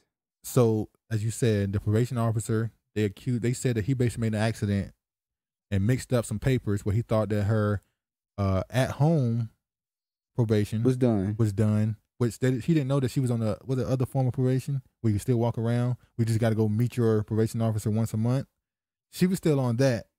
He didn't know. So she came to him. He said, "Oh, you're on probation. Yeah, you're good." So she thought she could vote. She said she went and voted. They hit her. But I thought if they found it out, wouldn't they just say they should investigate him? But in the whole article, pretty much this whole article, they're defending him, saying it was an honest mistake. It's no big deal. But like you said, it does seem like somebody stepped in, like, and want this to go away. Now I'm not gonna say it was Black Lives Matter. It was somebody. It was somebody. They spent the whole article defending the probation officer, which means somebody had to take the fall. So it was him.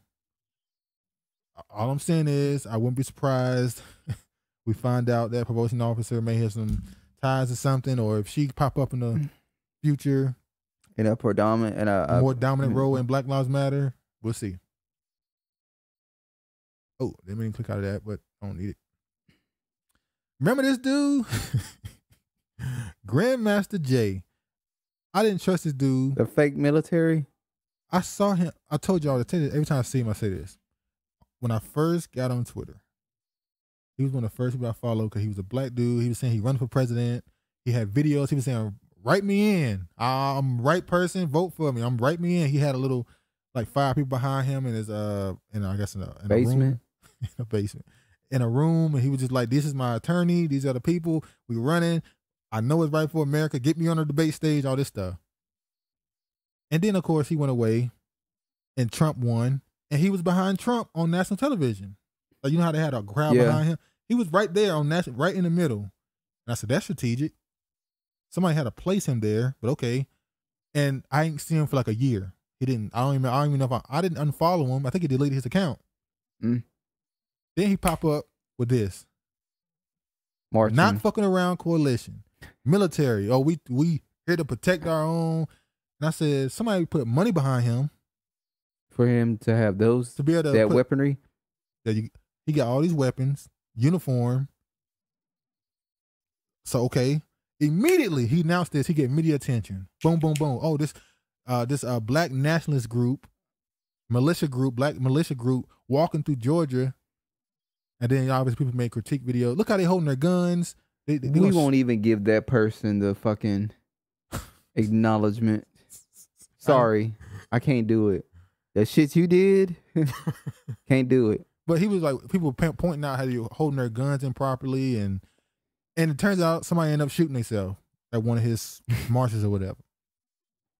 And then, damn, at one of there was a woman in Louisville, and she said she went to the city council meeting, and she got on there and she got on the mic and she was chewing them out and going at the police officers, and she was like, "This is wrong, injustice." She was doing that. She went viral. And then she said the police were following her and she didn't feel safe. And who went and protected her?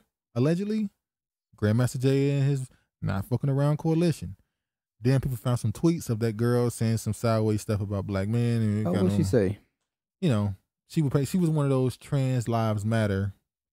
She was trying to take the Black Lives Matter and be like, trans lives. I guess who's killing these trans? Who's killing the trans? It was black men apparently. Oh, are they killing them because? Don't do that. No. Don't do that. Can't do that. They didn't know they was a chick with a. Can't do that. Yeah, but you know she did that, and then one time he was standing out with his group, and the camera was on him, and he took his gun and pointed at the camera, and then he put his gun down. Arrested. Oh, he pointed the gun at a cop, and I said, it's like he was using his gun to point, like somebody over there, like it's over there, and now his trial has been delayed. I want to ask you, is he an agent? Yes, he's absolutely an agent. You know he's an agent. But what is his job as an agent? Is it to... chaos. Is it to push this... rally up the people? Remember what Terry Crews, who just apologized? I know. I didn't even look at that shit. Terry Crews can keep that fucking apology. Terry Crews came out and apologized for his black supremacist tweet where he said, let's not let Black Lives Matter turn into Black Lives Matter more. And if he said, if you're against me saying equality for all, you're a black supremacist and all this other stuff. Yeah, equality for white men who like to grope you and you don't even do nothing in front of your wife. That happened and black men were like, why you let him do this? But you can come out and talk shit to black people. He turned it on black men. It's like a white dude grabbed you. Let a man walk up in front of you. Talk about emasculation. He emasculated you in front of your wife. Just, it's there. Bloop. But then again, I made sure I checked myself. I was like, well, you know how we talk about women when they walk around dressed a certain way and dudes react to them?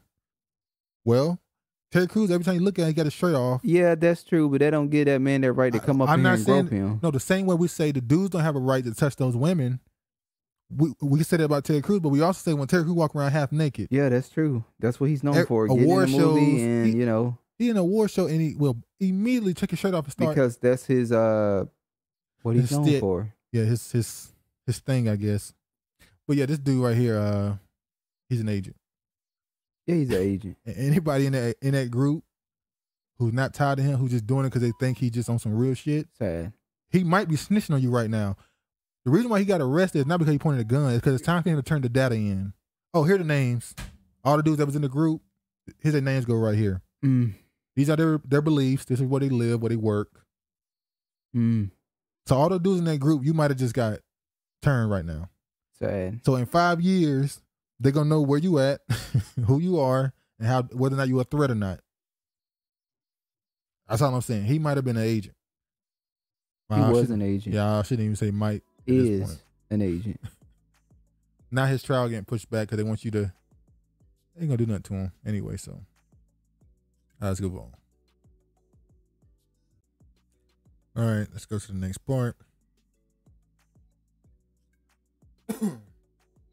Well, I guess it's become a big deal. Elon Musk buys Twitter. The board of directors accepts the entrepreneur's $44 billion offer after initial resistance. Look like they needed that money, huh? Or it's time to pass the baton on to another actor. Well, when I saw this, I saw a lot of people say stuff like, how the hell did a social media company sell for $44 billion? We got people, homelessness going on and people that can't afford food and stuff. It was like, well, what does that tell you? Social media is very important. Yes. Very, very important. It controls the information. Exactly. Elon Musk now controls the #1 information hub in the world, or at least in the West. Elon Musk now owns the biggest information hub. Because Twitter ain't in China. No. Neither is Facebook, and they have their own social media. Google is not in China either, which means they've been they've been trying to be their own separate. Yeah, remember when we said a little while ago, we're not far away from this world being divided up into regions. There's gonna be because remember, Trump didn't even want TikTok here. He was gonna get rid of it. He was serious, and we're gonna talk about that. The world is about to be cut up in divisions because of the Russia-Ukraine thing. You see the UK Prime Minister went to India trying to convince them to come to the West rather than going to the East with China and Russia. So they see the world is about to be divided up in pieces. And if the world is divided up, the information is going to be divided up, which means the internets are going to be divided up. I think the traveling is going to be... Yeah, there's going to be places you can't go. If you're from a certain country, you can't get certain places. Wherever you gonna be at, that's where you're gonna be at. You're not gonna be able to just travel and move and go here if that region is not connected to that region. This is the new world order. This is how they're gonna do things from now on. So Elon Musk, him buying Twitter, like I said, him spending that much money let us know how much information is on Twitter, how much that's worth controlling that information. But another thing is the response that he got from buying it. You see here,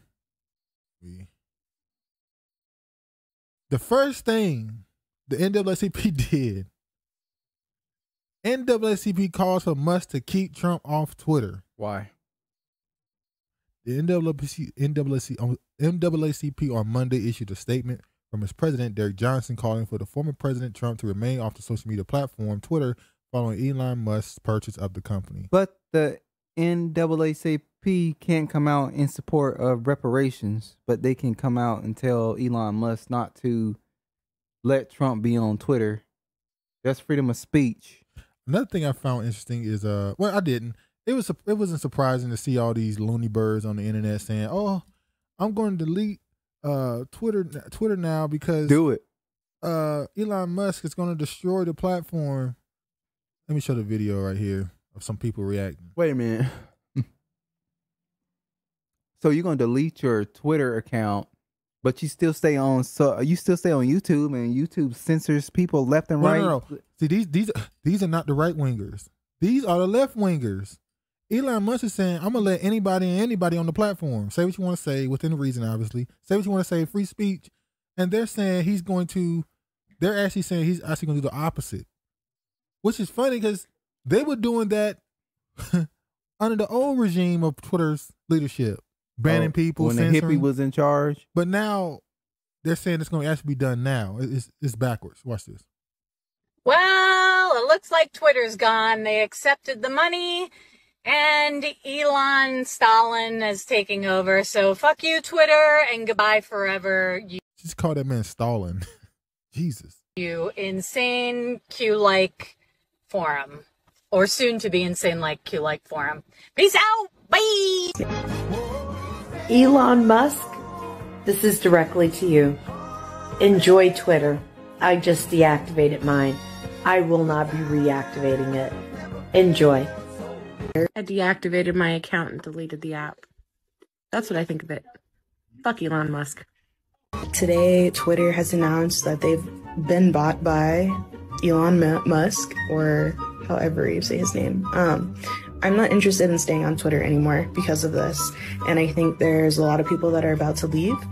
So I just wanted to let everyone know that you can find me here. I'm going to also share this on Twitter before I deactivate my account so that anyone who wants to follow me can find me here as well. Hey, I did a thing today. I deactivated my Twitter account. You can too. Why? So you need to be worried about getting your cholesterol and shit in check, but you more worried about Elon Musk taking over Twitter. Y'all be focused on the wrong shit. Don't make no. It's crazy. You see, it's women.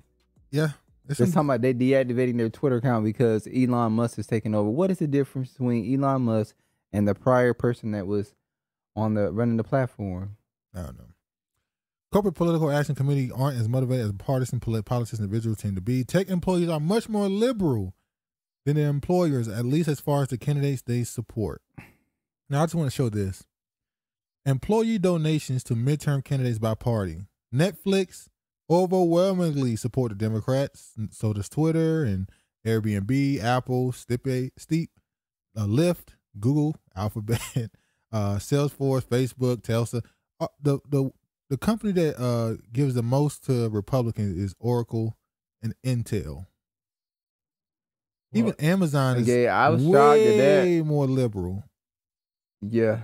So what the? Well, I'm not shocked about Amazon being way more liberal. I'm surprised they even gave 10% because the company was starting and based here in Seattle, Washington. Well, see, the problem is when you're a corporation, you got to give money to both sides at some point. This is the employees, not the employers. So overwhelmingly, the people that they hire at these corporations are liberal. Democratic supporters. So now that's not to say that these people that run it aren't also liberal. Some of them are, obviously. That's why the customer service is so bad. Let's see this. Biden receives more than twice as much money. I don't need to see this. Thank you. From billionaires as Trump in final push. This was an article that I got up because I wanted to show this. As the 2020 election draws closer, this is from 2020. Joe Biden is extending his lead over Donald Trump in the race for billionaire donors. During the first 2 weeks of October, at least 23 billionaires of their spouse or their spouses have made donations to Biden's committee, handing over a total of $2.3 million, according to records filed in the Federal Election Commission. Forbes found 10 billionaires and spouses and billionaires who gave Trump committee, supplying $900,000. So when they talk about how Twitter now is going to be a place that's going to be right wing, well, most of these corporations are funding Democrats. Because corporations is the one that actually controls the world, the governments, social media, These people, misinformation, the disinformation. Oh yeah. Now there's a discrepancy. Not understanding disinformation is a problem. Look at this. This is Nina Turner. She said Elon Musk isn't the only one. This is a problem. Jeff Bezos. A story came out on Jeff Bezos about him cheating on his wife.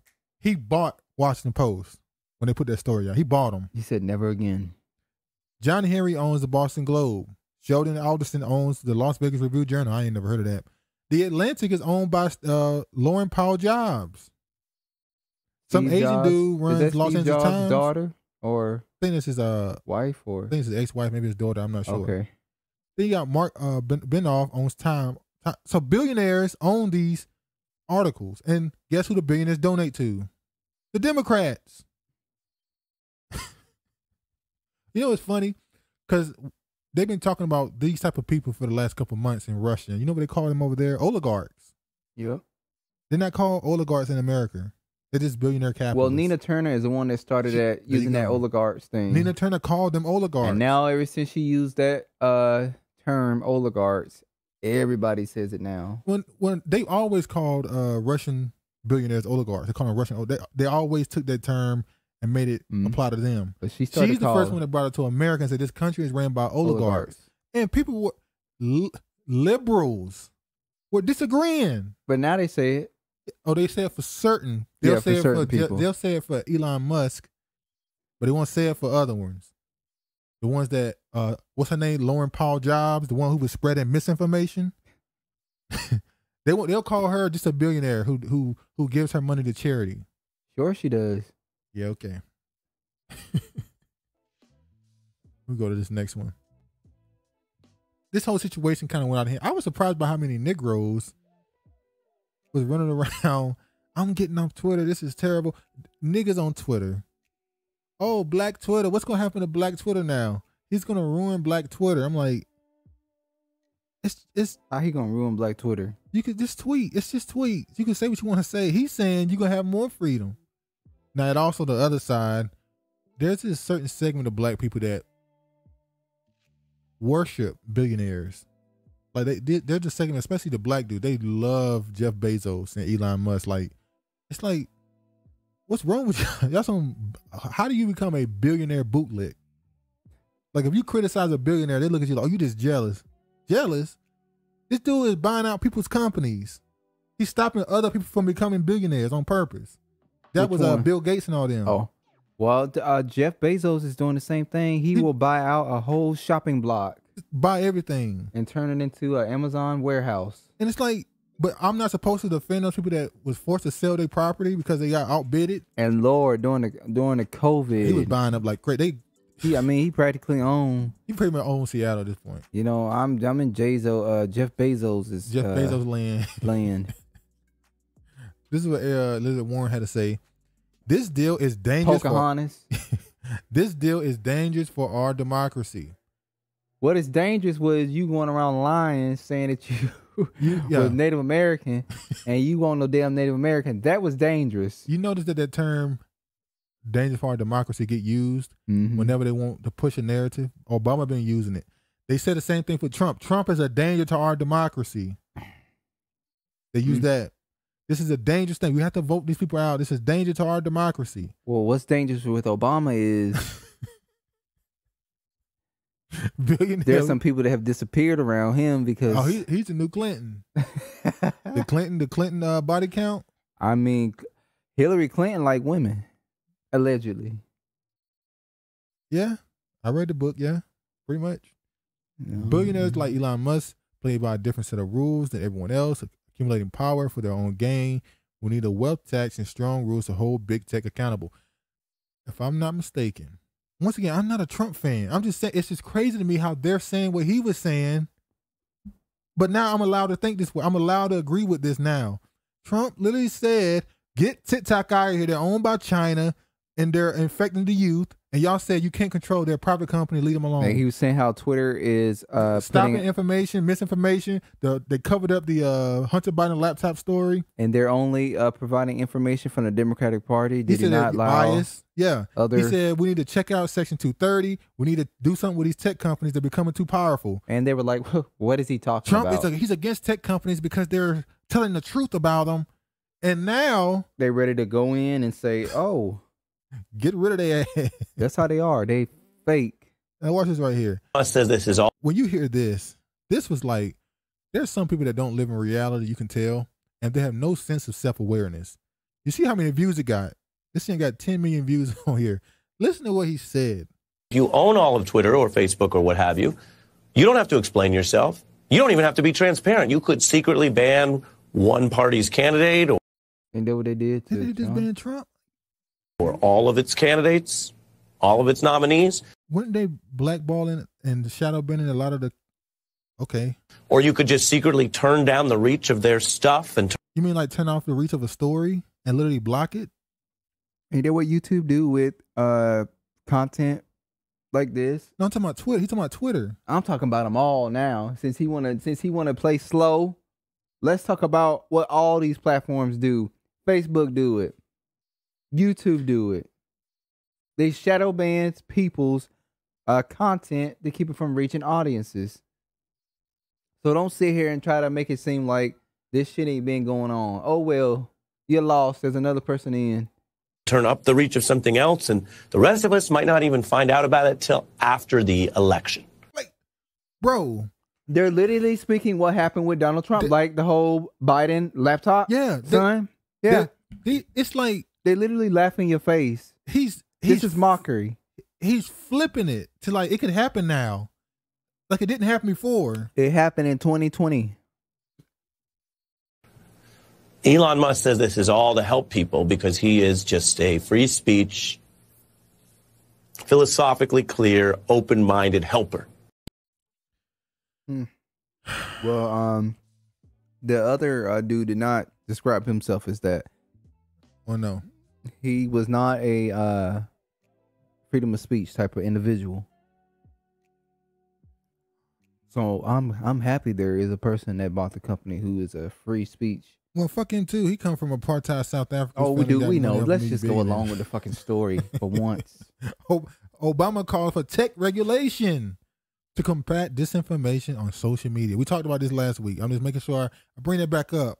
It's funny how Obama now.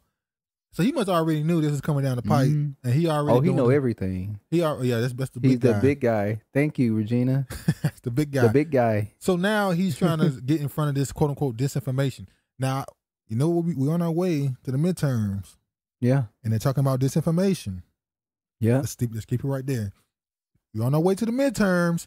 And already, earlier this year, they're already talking about disinformation on social media. We need to combat this and get in front of it. So don't be surprised what happened around October. That's all I'm saying.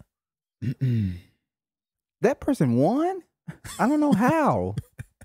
Why this story wasn't around 2 weeks ago? It got blocked. How? Former President Barack Obama will speak Thursday at Stanford University Forum on media disinformation alongside a group of allies linked to fake news scandals, including his former aide, Ben Rhodes. Obama will give a keynote speech at the Symposium as part of his personal crusade to fight disinformation in the digital domain. He announced this week that Obama Foundation will work. Obama Foundation, just like the Clinton. Is it bad that I dislike Obama more than George Bush, more than Hillary Clinton? Nah, I don't. I dislike them all evenly, honestly. No, I really do not like.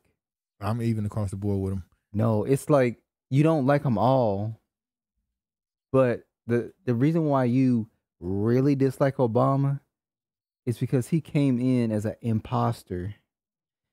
He came in as this smooth, charming, talking black man, quote unquote, and he's nothing but a damn snake in the grass.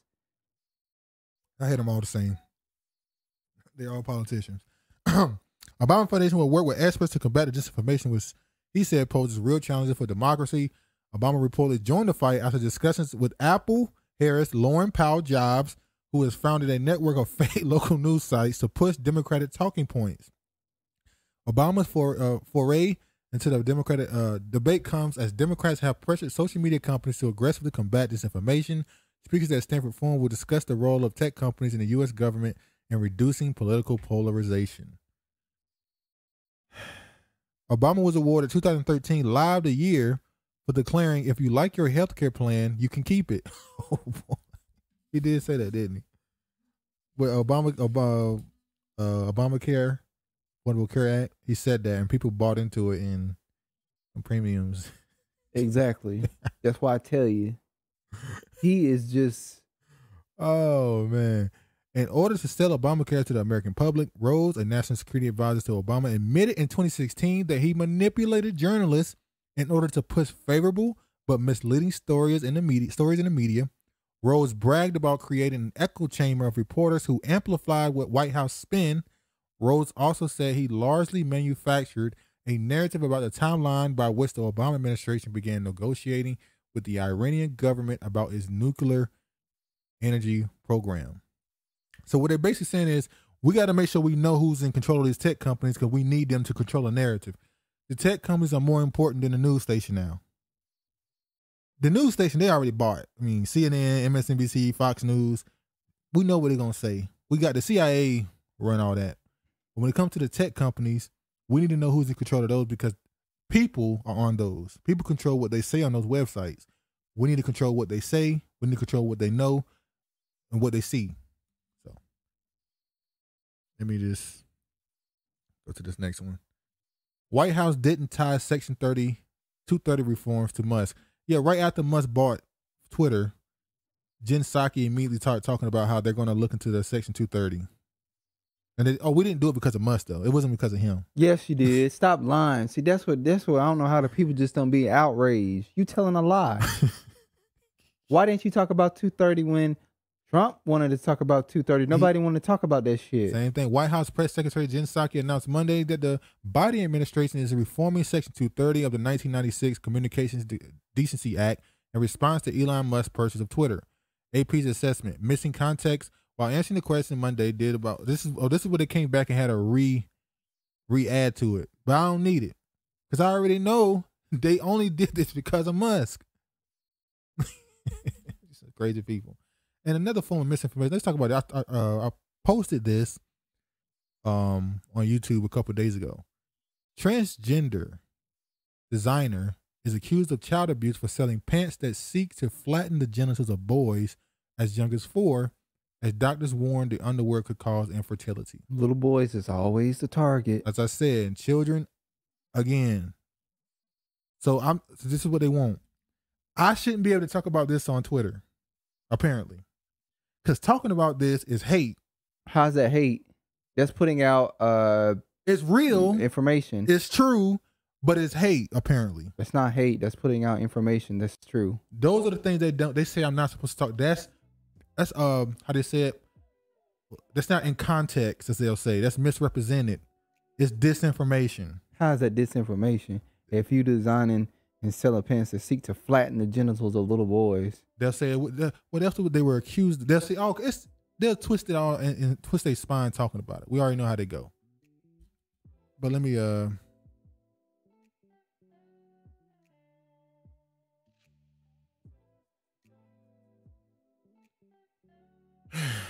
go to this.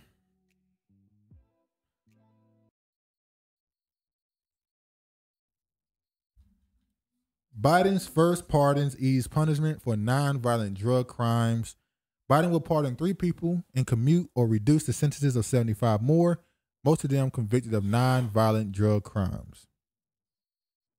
So how many people went in jail because of his... Oh, now Mr. Lock him up is let him out? Is let him out? It's too late for that. Mr. Lock him up is let him out. One of the people he let out, hold on. So only 3 people are actually being pardoned. The other 75 are having their reduced. Having it reduced. So make sure you point that out. Oh.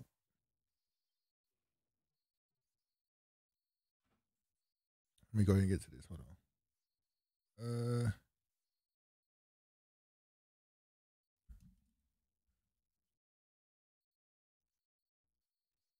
One of the dudes he let out was Abraham Bolden, ex-Secret Service agent pardoned by Biden. Did you read this? Mm-hmm. The first African American to serve on presidential security detail is among 3 people to have been pardoned by U.S. President Joe Biden. Abraham W. Bolden Sr., 86, was convicted in 1964 on bribery charges. The U.S. Constitution grants presidents authority to forgive convictions and shorten sentences. Bolden was appointed to the President John F. Kennedy Secret Service detail in 1961, age 26. That made the former highway patrolman the first black man to the guard of U.S. president. According to him, Mr. Kennedy once introduced him as the Jackie Robinson of the Secret Service, a reference to the African American to play Major League Baseball in modern era. In 1964, Mr. Bolden was fired from the Secret Service after being charged with trying to sell government files in exchange for a $50,000 bribe. He denied the allegations, asserting he was being framed for attempting to expose misconduct within the agency. Among his accusations were the Secret Service agents drank heavily on the job, missed shifts, and used their official vehicles to transport women or visit bars. He also said he had faced racial abuse from co-worker. He raised money for his legal defense through a series of piano recitals in Chicago. Following a hung jury in his first trial, he was convicted at a second and sentenced to 15 years, even though some witnesses said they had never pressured into lying. They had been pressured into lying by prosecutors. Mr. Bolden served 39 months in federal prison with a 2.5-year probation. Here's the problem. There's something that they didn't talk about in none of these articles. He also allegedly spoiled a plot to kill JFK in Chicago 2 weeks prior to when he was killed. Why didn't they bring this up in the article? Seems like they're trying to hide something. Apparently, he stopped an assassination attempt in Chicago 2 weeks before he was killed in Texas. But in none of the articles, they just say, because he was accused of bribery. So that's really why they did what they did to him. So, but what they don't tell you is why he was framed.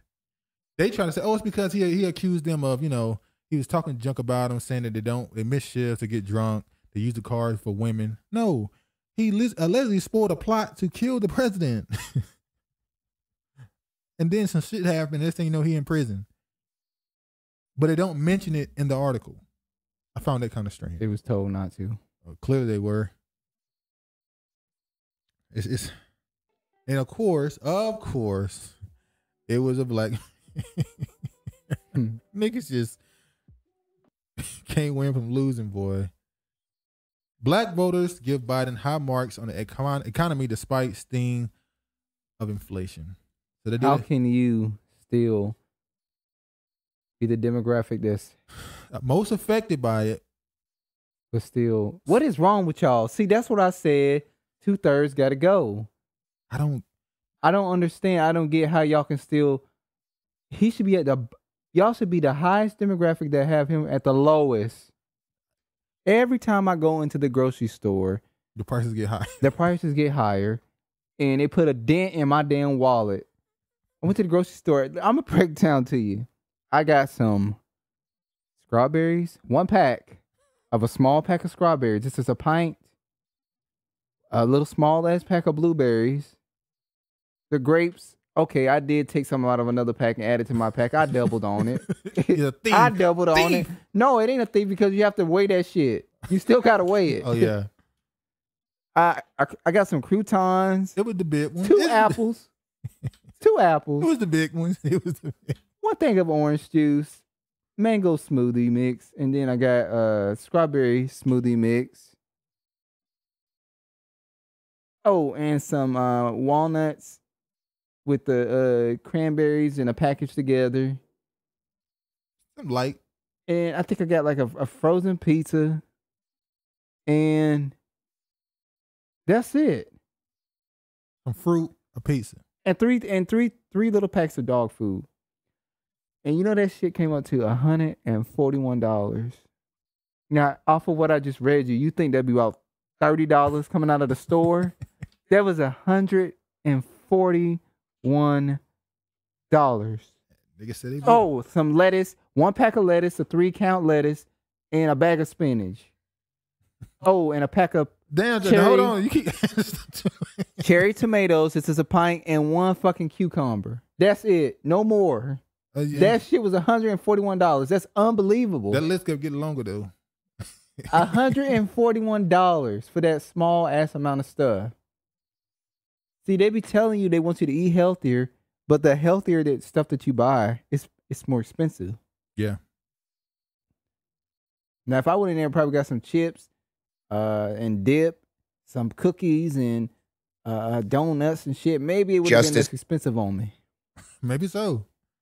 But 1 pack of strawberries, 1 pack of blueberries, and cherry tomatoes, and all this shit come up to $141. That's unbelievable. Well, speaking of black support of the Democratic Party. Let's see what Chuck Schumer had. He went to a church and he had some comments that he said to bring some some joy to the people. Let's see what he had to say at this church. Justice Ketanji Brown Jackson will be the first black woman to ever hold the title justice, and I believe, and if I have anything to do with it, the first of more to come. She will also be the first and only Supreme Court justice with experience as a public defender, and I hope that is many more to come as well, so we get people who see both sides, who see it all. My brothers and sisters, increasing diversity of all our My brothers and sisters. Oh my God. I know where he at right there. Federal judges has been one of my highest priorities. As majority leader, I've appointed more new judges. They have huge power. They're lifetime appointments. More judges than any president since JFK. And I'm proud to say, under my leadership as majority leader, the first from New York, a majority of the new judges are people of color and 2/3 are women. We have reversed things. These judges, together with Justice Jackson, are restoring balance to our judicial system that was thrown out of whack by Donald Trump and his vicious, nasty, and sometimes even outright racists appointed to the bench. I also made history by appointing for the first time ever our 3 black U.S. attorneys in New York, Damian Williams, Trini Ross, and Breon Peace, who here represents the Eastern District. He's the son of Pastor Priest, who I knew, Pastor Bernard knew. And so you just told everybody the reason why you got. So this is who you know. Who you know. Wow. You just said it right there. But that's not even the worst. And they hold the highest prosecutorial position in our state, with the responsibility of overseeing and eliminating racial bias in our criminal justice system. So, my brothers and sisters, in conclusion, this is what changing the seasons looks like. It looks like progress. It looks like growth. It looks like our everlasting struggle to perfect what was once imperfect. Lord knows it took too long to get here, but now that we're here, there's no going back. The stone has been rolled away. Let me throw this in the washer. Away from the tomb, and all those good things we hoped and prayed for will come to pass. So happy Easter. God bless all of you. God bless Pastor Bernard, and God bless the United States of America. So happy Easter. Back. The stone has been rolled away from the tomb, and all those good things we hope. Did you hear what he said? The stone has been rolled from the tomb.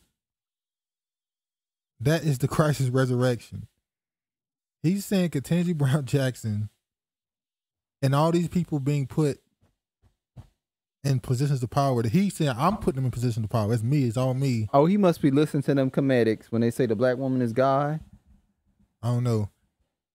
He just compared that to the Christ's resurrection. These people are insane. But that's your reparations too. That she ain't my reparations. That's your reparations. Speaking of that, let's listen to this right quick. Now look at this. Fact sheet. President Biden's FY 2023 budget honors commitment to tribal nations and tribal communities. See here, March 28, 2022. President Biden knows a strong middle class is the backbone of America, and tribal nations and tribal communities are essential to the success and economic growth of our country. The president budget for fiscal year 2023 makes historic investments in the tribal communities and lays the foundation for the shared growth and prosperity for decades to come. The president's 2023 budget makes historic investments in programs and activities benefiting tribal nations, organizations, communities, and Native American individuals. And for the first time in U.S. history, the president's budget is informed by direct consultation with tribal communities, recognizing their inherent sovereignty and honoring the federal government's trust and treaty obligations to tribal nations. We are the best served when tribal governments are empowered to lead their communities, and when the federal officials listen to and work together with tribal leaders when formulating budgets that affect tribal nations. The president's 2023 budget will make these important investments while cutting the deficit by more than $1 trillion over the next decade and ensuring that no one carrying less than $400,000 a year will pay an additional penny in new taxes. The investment will mean health and equality for American Indians and Alaska Natives. You see here, increase of $2.9 billion. Historic investments in tribal nations through the Department of Interior. $4.5 billion for the Department of Interior's tribal programs, and $1.1 billion increase above the 2021 enacted level. The quality facilities for cultural appropriated education. The budget includes a $156 million increase to support construction work on 7 Bureau of Indian Education schools, providing quality facilities for cultural appropriated education with high academic standards, as well as $57 million for the federal boarding school initiative. $632 million with tribal public safety and justice. So you go through all this and see all the money they got. It adds up to about $50 billion. Nowhere did it says marginal. Nope. Nowhere did it say people of color. Nope. It says it's Native. strictly Native Americans, indigenous people. No, it says tribal nations and communities. That's how they. So why is it that when black people have something, people of color, marginal, Hispanics, Native American is included into it, but when they're talking directly to them, you don't see nowhere where it has all these different terms used. No, you don't. They always make sure theirs is very direct. So let me. You just get tired. You just get fed up. You see this? This is old. This is from 2020. Congresswoman Waters says she will never, ever forgive black Trump voters. Well, you sure shouldn't. If I was voting and I would have voted last term, I sure as fuck would have voted for Trump. Didn't vote for nobody, but if I had to choose, I would have voted for Trump. So Maxine Waters, you and your wig would have never forgiven me because I would have been a black Trump voter. Oh, Lord. And I wouldn't give a damn if you didn't forgive me, to be quite honest with you. More stuff on Joe. Joe's missing millions. Financial records reveal Biden had $5.2 million in unexplained income. As emails show, he paid Hunter's legal bills for $1 megabucks Chinese deal and was tapped as big guy to get a 10% cut in another. Pep, this big guy. So they said they found some money that is unexplained. Remember, Hunter Biden is under investigation. His money records are being asked for. They had a subpoena for his records. I don't even know if they got them yet, but from what they found already, some money they can't account for.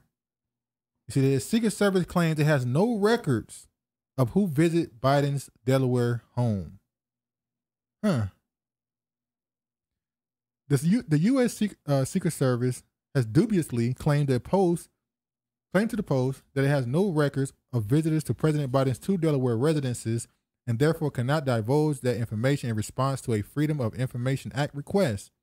Biden was at the residence in Wilmington and Ruboth Beach on about 1/4 of all days during the first year in office, but little is known about who stopped by the official meetings or less formal lobbying efforts, such as by members of his family and their associates. So they're saying here they don't have any records of who came there. So they're saying they don't exist. Okay. But when you read this article here from last year, this is 2021, it says Biden won't release Delaware visitor logs despite 17 trips home. So they existed in 2021, but he just won't release them. And they don't exist at all in 2022. So did they destroy him? Yeah, well, I took it as when they said they just said we don't have any of the visitors log. We can't provide the information for something that we don't have. We didn't keep record of it. But a year ago they keep it. But he said he wasn't going to release it. So why did they say they don't even have it now? Well, why he don't want to release? Why wasn't the president? I want to know who's talking to my president. He's at his home having meetings with people. I want to know who he's talking to. See, that's the thing. When you become a president, your privacy is no longer yours. There's no such thing as privacy. The people have a right to know pretty much everything that you're doing. Like the governor of California, Newsom, when his wife said he went missing for a couple weeks, and then everybody like, where's the damn governor? And she gonna come out and say he has a life. It's like, no, he don't. No, got no he life. don't. His life is to be a public servant. What are you talking about? That's not how it goes. He's supposed to serve his people of his community. That's what his life. I said, that's how it goes. In California in general, some personalities there, so you already know how that was gonna go. All right.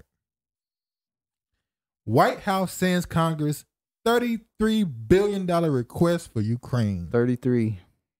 There you go.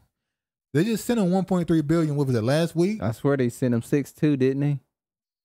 I don't know. I know was Zelensky. That before that? Zelensky. Oh, he said he needed $6 billion a month. I think he need $2 billion a month. Now you got to ask yourself, what does a country need with $2 billion a month? Now Russia just cut the gas off in a couple of countries over there. Cut the gas off. Yeah, they're trying to. Ukraine is stealing gas. Ukraine, what they call that? People getting people houses and won't leave. What they call them? Squatters. Ukraine is they're squatting. They stealing gas from Russia. They stealing gas. The same way how niggas when you live in the neighborhood, their lights get cut off, and you see that long ass cord going to somebody else. Or they go up that damn pole. Oh yeah, go up the pole. Somebody ride out. Mind your damn business. That's but you know what? They can be getting caught because they get too comfortable, start turning the lights on at nighttime, knowing that you can't turn the lights on. Just go to sleep. You can't have them on during the day because somebody can receive it at nighttime. You got to take your ass to bed. House be lit up. I thought the lights was It's tough in the wintertime because you get dark at 5. Hey, motherfuckers just get caught. I mean, but you could disguise it. But they're stealing gas. Russia turned it off in a few countries. And now he's sending even more money to Ukraine. Now, here's the thing. This is how I know this is money laundering. America is money laundering right now. Allegedly. They sending that money to Ukraine. So what is he asking for the funding so he can send weaponry to Ukraine? But what happens when they get destroyed? You got to send some more weapons, right? Well, we're going to find out that they can't even account for some of the... No, when the weapons get destroyed, what happens? They got to buy more. So who makes it? The military-industrial complex. They're making these weapons. So America is paying themselves to send weapons to another country. It's having a war without having a war. They print money, basically. If you didn't know, we're going to talk about the economy later. It's failed. So they trying to find a way how long can they get this to last. We know there's a lot of people over there that want this to continue. Clearly, America is one of them. You see here. Now, in this $33 billion, House passes bill urging Biden to sell seized Russian yachts to aid Ukraine. So remember that thing they did where they pretty much brought piracy back? They brought pirates back. Mm-hmm. U.S. can now go to other countries and take Russian assets, and they're going to sell it for the money so that they can give it to Ukraine. No, sound like they need money. There you go. They need money. They're looking for any way they can get money at. They really want that gold. You want Russia gold? Yep. Or Russia trying to turn their money to be backed by gold. And they want to take away the gold. Remember the last person that did that, what's his name? Gaddafi. He tried to put gold. And look what happened to him. They stripped his ass in the middle of the streets, butt naked, getting his ass whooped. Yeah. And the last thing they did to him was just... The House on Wednesday overwhelmingly passed a mostly symbolic bill urging President Joe Biden to sell the frozen luxury assets of Russian oligarchs. See there? They don't use that term in America. Hit with sanctions and use the funds to provide additional military and humanitarian aid to Ukraine. Now that's absolutely crazy that you can go to somebody's country. Somebody else's a third country. A third country. It got nothing to do with Russia or you. You can go to France or Germany or England or some off the coast of some country in Africa or Caribbean and take a Russian asset, a yacht, and just sell it. That's being a bully, thief. The legislation is non-binding, but it's 417 to 8 passage. See, this is what happened in America. Both sides love war. Neither side is going to vote against war. You'll have a few naysayers. See that 8 there? That'll have some type of spine. And I can vote morale. I can vote more for my morale because I know it's going to win overwhelmingly. And they're trying to paint this as, oh, this is, if you're against this, you're against saving Ukrainian lives. Wow.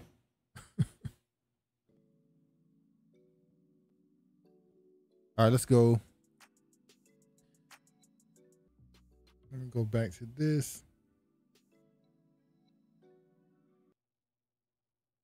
That will enhance our underlying effort to accommodate the Russian oligarchs and make sure we take their ill-begotten gains. We're going to accommodate them. We're going to seize their yachts, their luxury homes, and other ill-begotten gains of Putin's kleptocracy. Kleptocracy and the guys who are the kleptocracies. But these are bad guys. He was so confused there at the end. At this point, nothing else needs to be said. Joe Biden clearly has dementia, and he should not be running the country. They won't do anything about it. So we have to act like we don't see the obvious. Well, I don't act like it. There really should be an uproar to get him out of here, but. Well, black people are overwhelmingly happy with him still, so they don't see the dementia. I don't know. Should we even believe those polls? No, we shouldn't believe them, but if you're going to play along with the role. You see here? Turkish FM says some NATO states want Ukraine war to continue. So in other countries, they already know this plan is supposed to keep going. Ain't nothing supposed to change. This is something deeper. Ukraine cracks down on traitors helping Russian troops. Victor appeared nervous as masked Ukrainian security officers in full riot gear, camouflaged with weapons, pushed into the cluttered apartment in a northern city of, I can't say that name. His hands trembled and tried to cover his face. He said, "Yes, I supported the Russian invasion of Ukraine a lot. I'm sorry. I have already changed my mind," said Victor. His trembling voice showed clear signs of distress in the presence of Ukrainian security officers.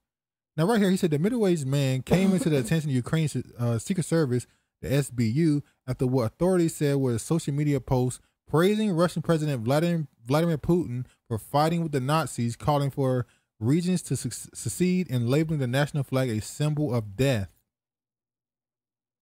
In his article, they said that it's a crime over there. He's going to... What he did is punishable by 60 years in prison. And they said the reason why he's also being punished is because he's not pushing the narrative of Russian aggression. So if you say in Ukraine that Russia was not the aggressor, it was NATO, that's a crime. That's literally thought crime. Because you don't agree with the narrative we're pushing, you can be imprisoned. Well, that's making your whole nation go along with a story. That sounds like 1984. Communist. War is peace. Because if we go to war, we'll create peace. And freedom, how you said, freedom is slavery. Because when you're free, you make mistakes. As long as you're in slavery, we can control your mind and make you never make a mistake. You'll never be to blame. That's crazy. Yeah. Crazy talk. Where military aid to Ukraine comes from. Look at this.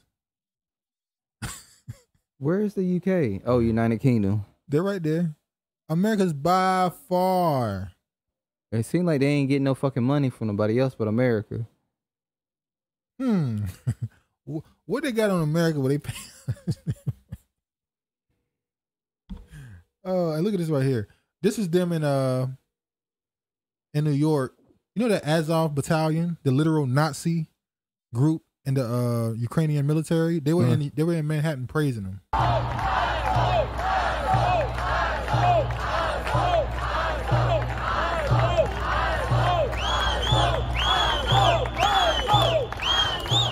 But not only Azov. National Guard, Національна гвардія України також, поліція, батальйони морської піхоти, люди, взагалі люди у Маріуполі. So it's kind of crazy to be in another country. Praising Nazis in your country. Why don't you just go there? They're in America praising Nazis. And we're just, whatever. It's absolutely crazy how this country. It's just,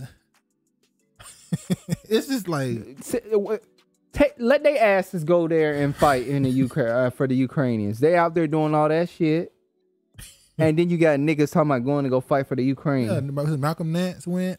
And they calling you niggas and monkeys and everything else. You talking about going to go fight for them. Yeah, when you join the Peace Corps, they tell you, hey, if you hear this stuff, you know. They got the nerve to ask me to donate money to them. I see that shit. No. You got ads on YouTube telling you to join their fight. YouTube. No, I ain't joining nothing. But look at this.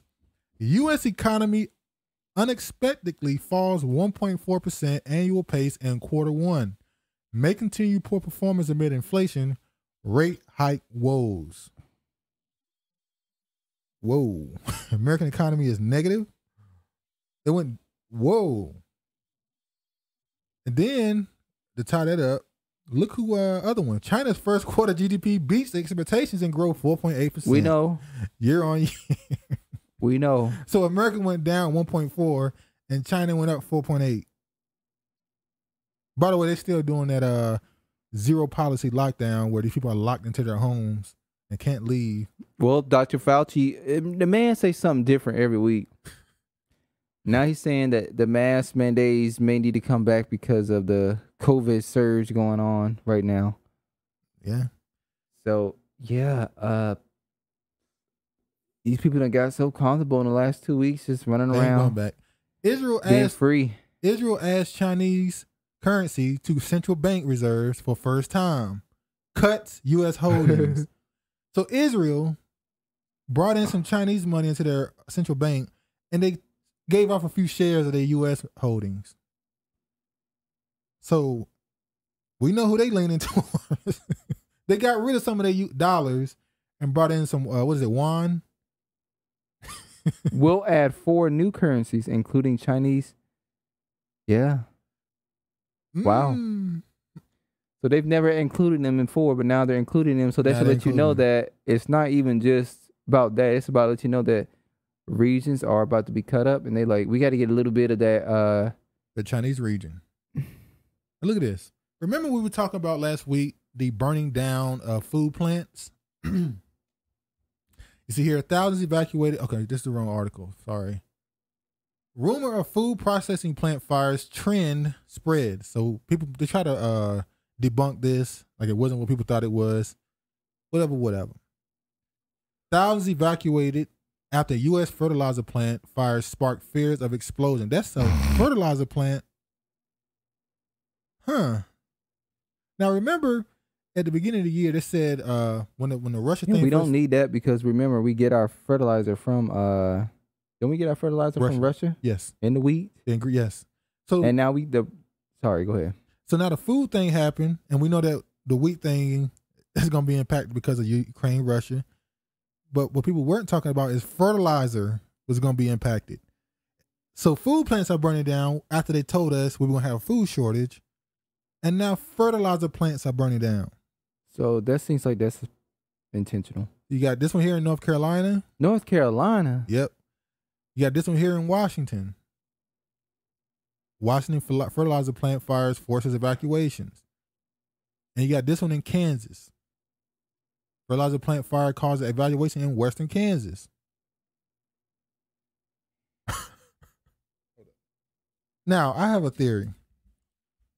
Remember when the lockdown first started, and the first thing you had a lot of people saying was, oh, look, during the lockdowns, the environment improved. The water cleared up. There's less pollution in the air. Oh, my God, this is great. And a lot of people started comparing it or tying it to the eco people, the green people who want gasoline. They want fossil fuel not to be used anymore. They want everything to be electric. And people was tying the lockdown to that. Said at some point we're going to have environmental lockdowns. Is it possible these eco people have been hired by someone? Because some of them are called eco terrorists. By the way, the whole point of Earth Day was founded by a man who's a murderer. Look it up. The man who started Earth Day is a damn murderer. They're called eco-terrorists. Is it possible they were burning down? They're now burning down food plants and fertilizer plants. Could be so. As a way of calling themselves eco-friendly. To get rid of that. So they can, remember when they was trying to pass a thing to change the food that cows eat so they don't fart as much? Everybody fart. They wanted to change the diet of cows so that they wouldn't fart. They claimed that cows farting was messing with the air quality, which is crazy. It was pollution. They said that they also. Well, when we fart, is that pollution? They want to tax cows, basically. If you own a if you're a farmer and you own a cow, they want to tax meat. And who's the eco people want to get rid of the idea of eating meat? They want to grow. They want you to make meat in a lab. And there you go with Bill Gates. He's the one who's pushing. That's crazy. If you're gonna eat meat, eat meat. If you're not gonna eat meat, don't eat meat. Why you need to make fake meat in a lab? That's just insanity. Now look at this. This is April 29, 2022. This is random. Human urine could fertilize our crops. So they want you to go out there and piss in your on your crops and fertilize it? And now that was 2022. This article is 2 years old, and they were saying it. Yes, we can. Study gives green light to use urine as crop fertilizer. Are they already doing this? So now we pissing on crops? Oh, this is 2 years ago. I think they might already be doing it. Wow. All right, we're going to move on to the last part here. We're going to jump through this. Let's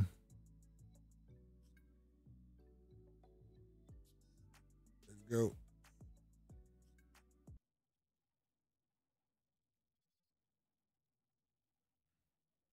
Fauci. U.S. in a different moment, but pandemic is not over. Ceasefire. Well, they said we're already at an endemic, which means it's not going nowhere. It's going to be like a flu thing, going to pop up and disappear throughout every year. Well, I told you I just get alerts, and he's now switching the story and saying that we need to go back to wearing masks. Maybe. So that means you're going to need, if it's an endemic, that means you'll need yearly shots, right? Is it going to be mandatory for people to get yearly shots? We're going to get into the mandatory thing. You see, mixing with unvaccinated increases COVID-19 risk for vaccinated people. Study finds. So now unvaccinated people are a threat. They've been saying that for the longest. Now they're saying they have a study that backs it. Y'all ain't got no damn study. Stop telling lies. Oh, Lord. I want to get to this. Keep it moving. Keep it moving. Come on. Queen Latifah. COVID-19. Let's see what Queen Latifah got to say. 19 moves fast. And now you can too, by asking your healthcare provider if an oral treatment is right for you. Oral treatments can be taken at home and must be taken within 5 days from when symptoms first appear. If you have symptoms of COVID-19, even if they're mild, don't wait. Get tested quickly. If you test positive and are at high risk for severe disease, act fast. Ask if an oral treatment is right for you. COVID-19 moves fast, and now you can too. Pfizer here, Pfizer pills here, baby. And Queen Latifah ain't shit. She ain't shit for pushing this.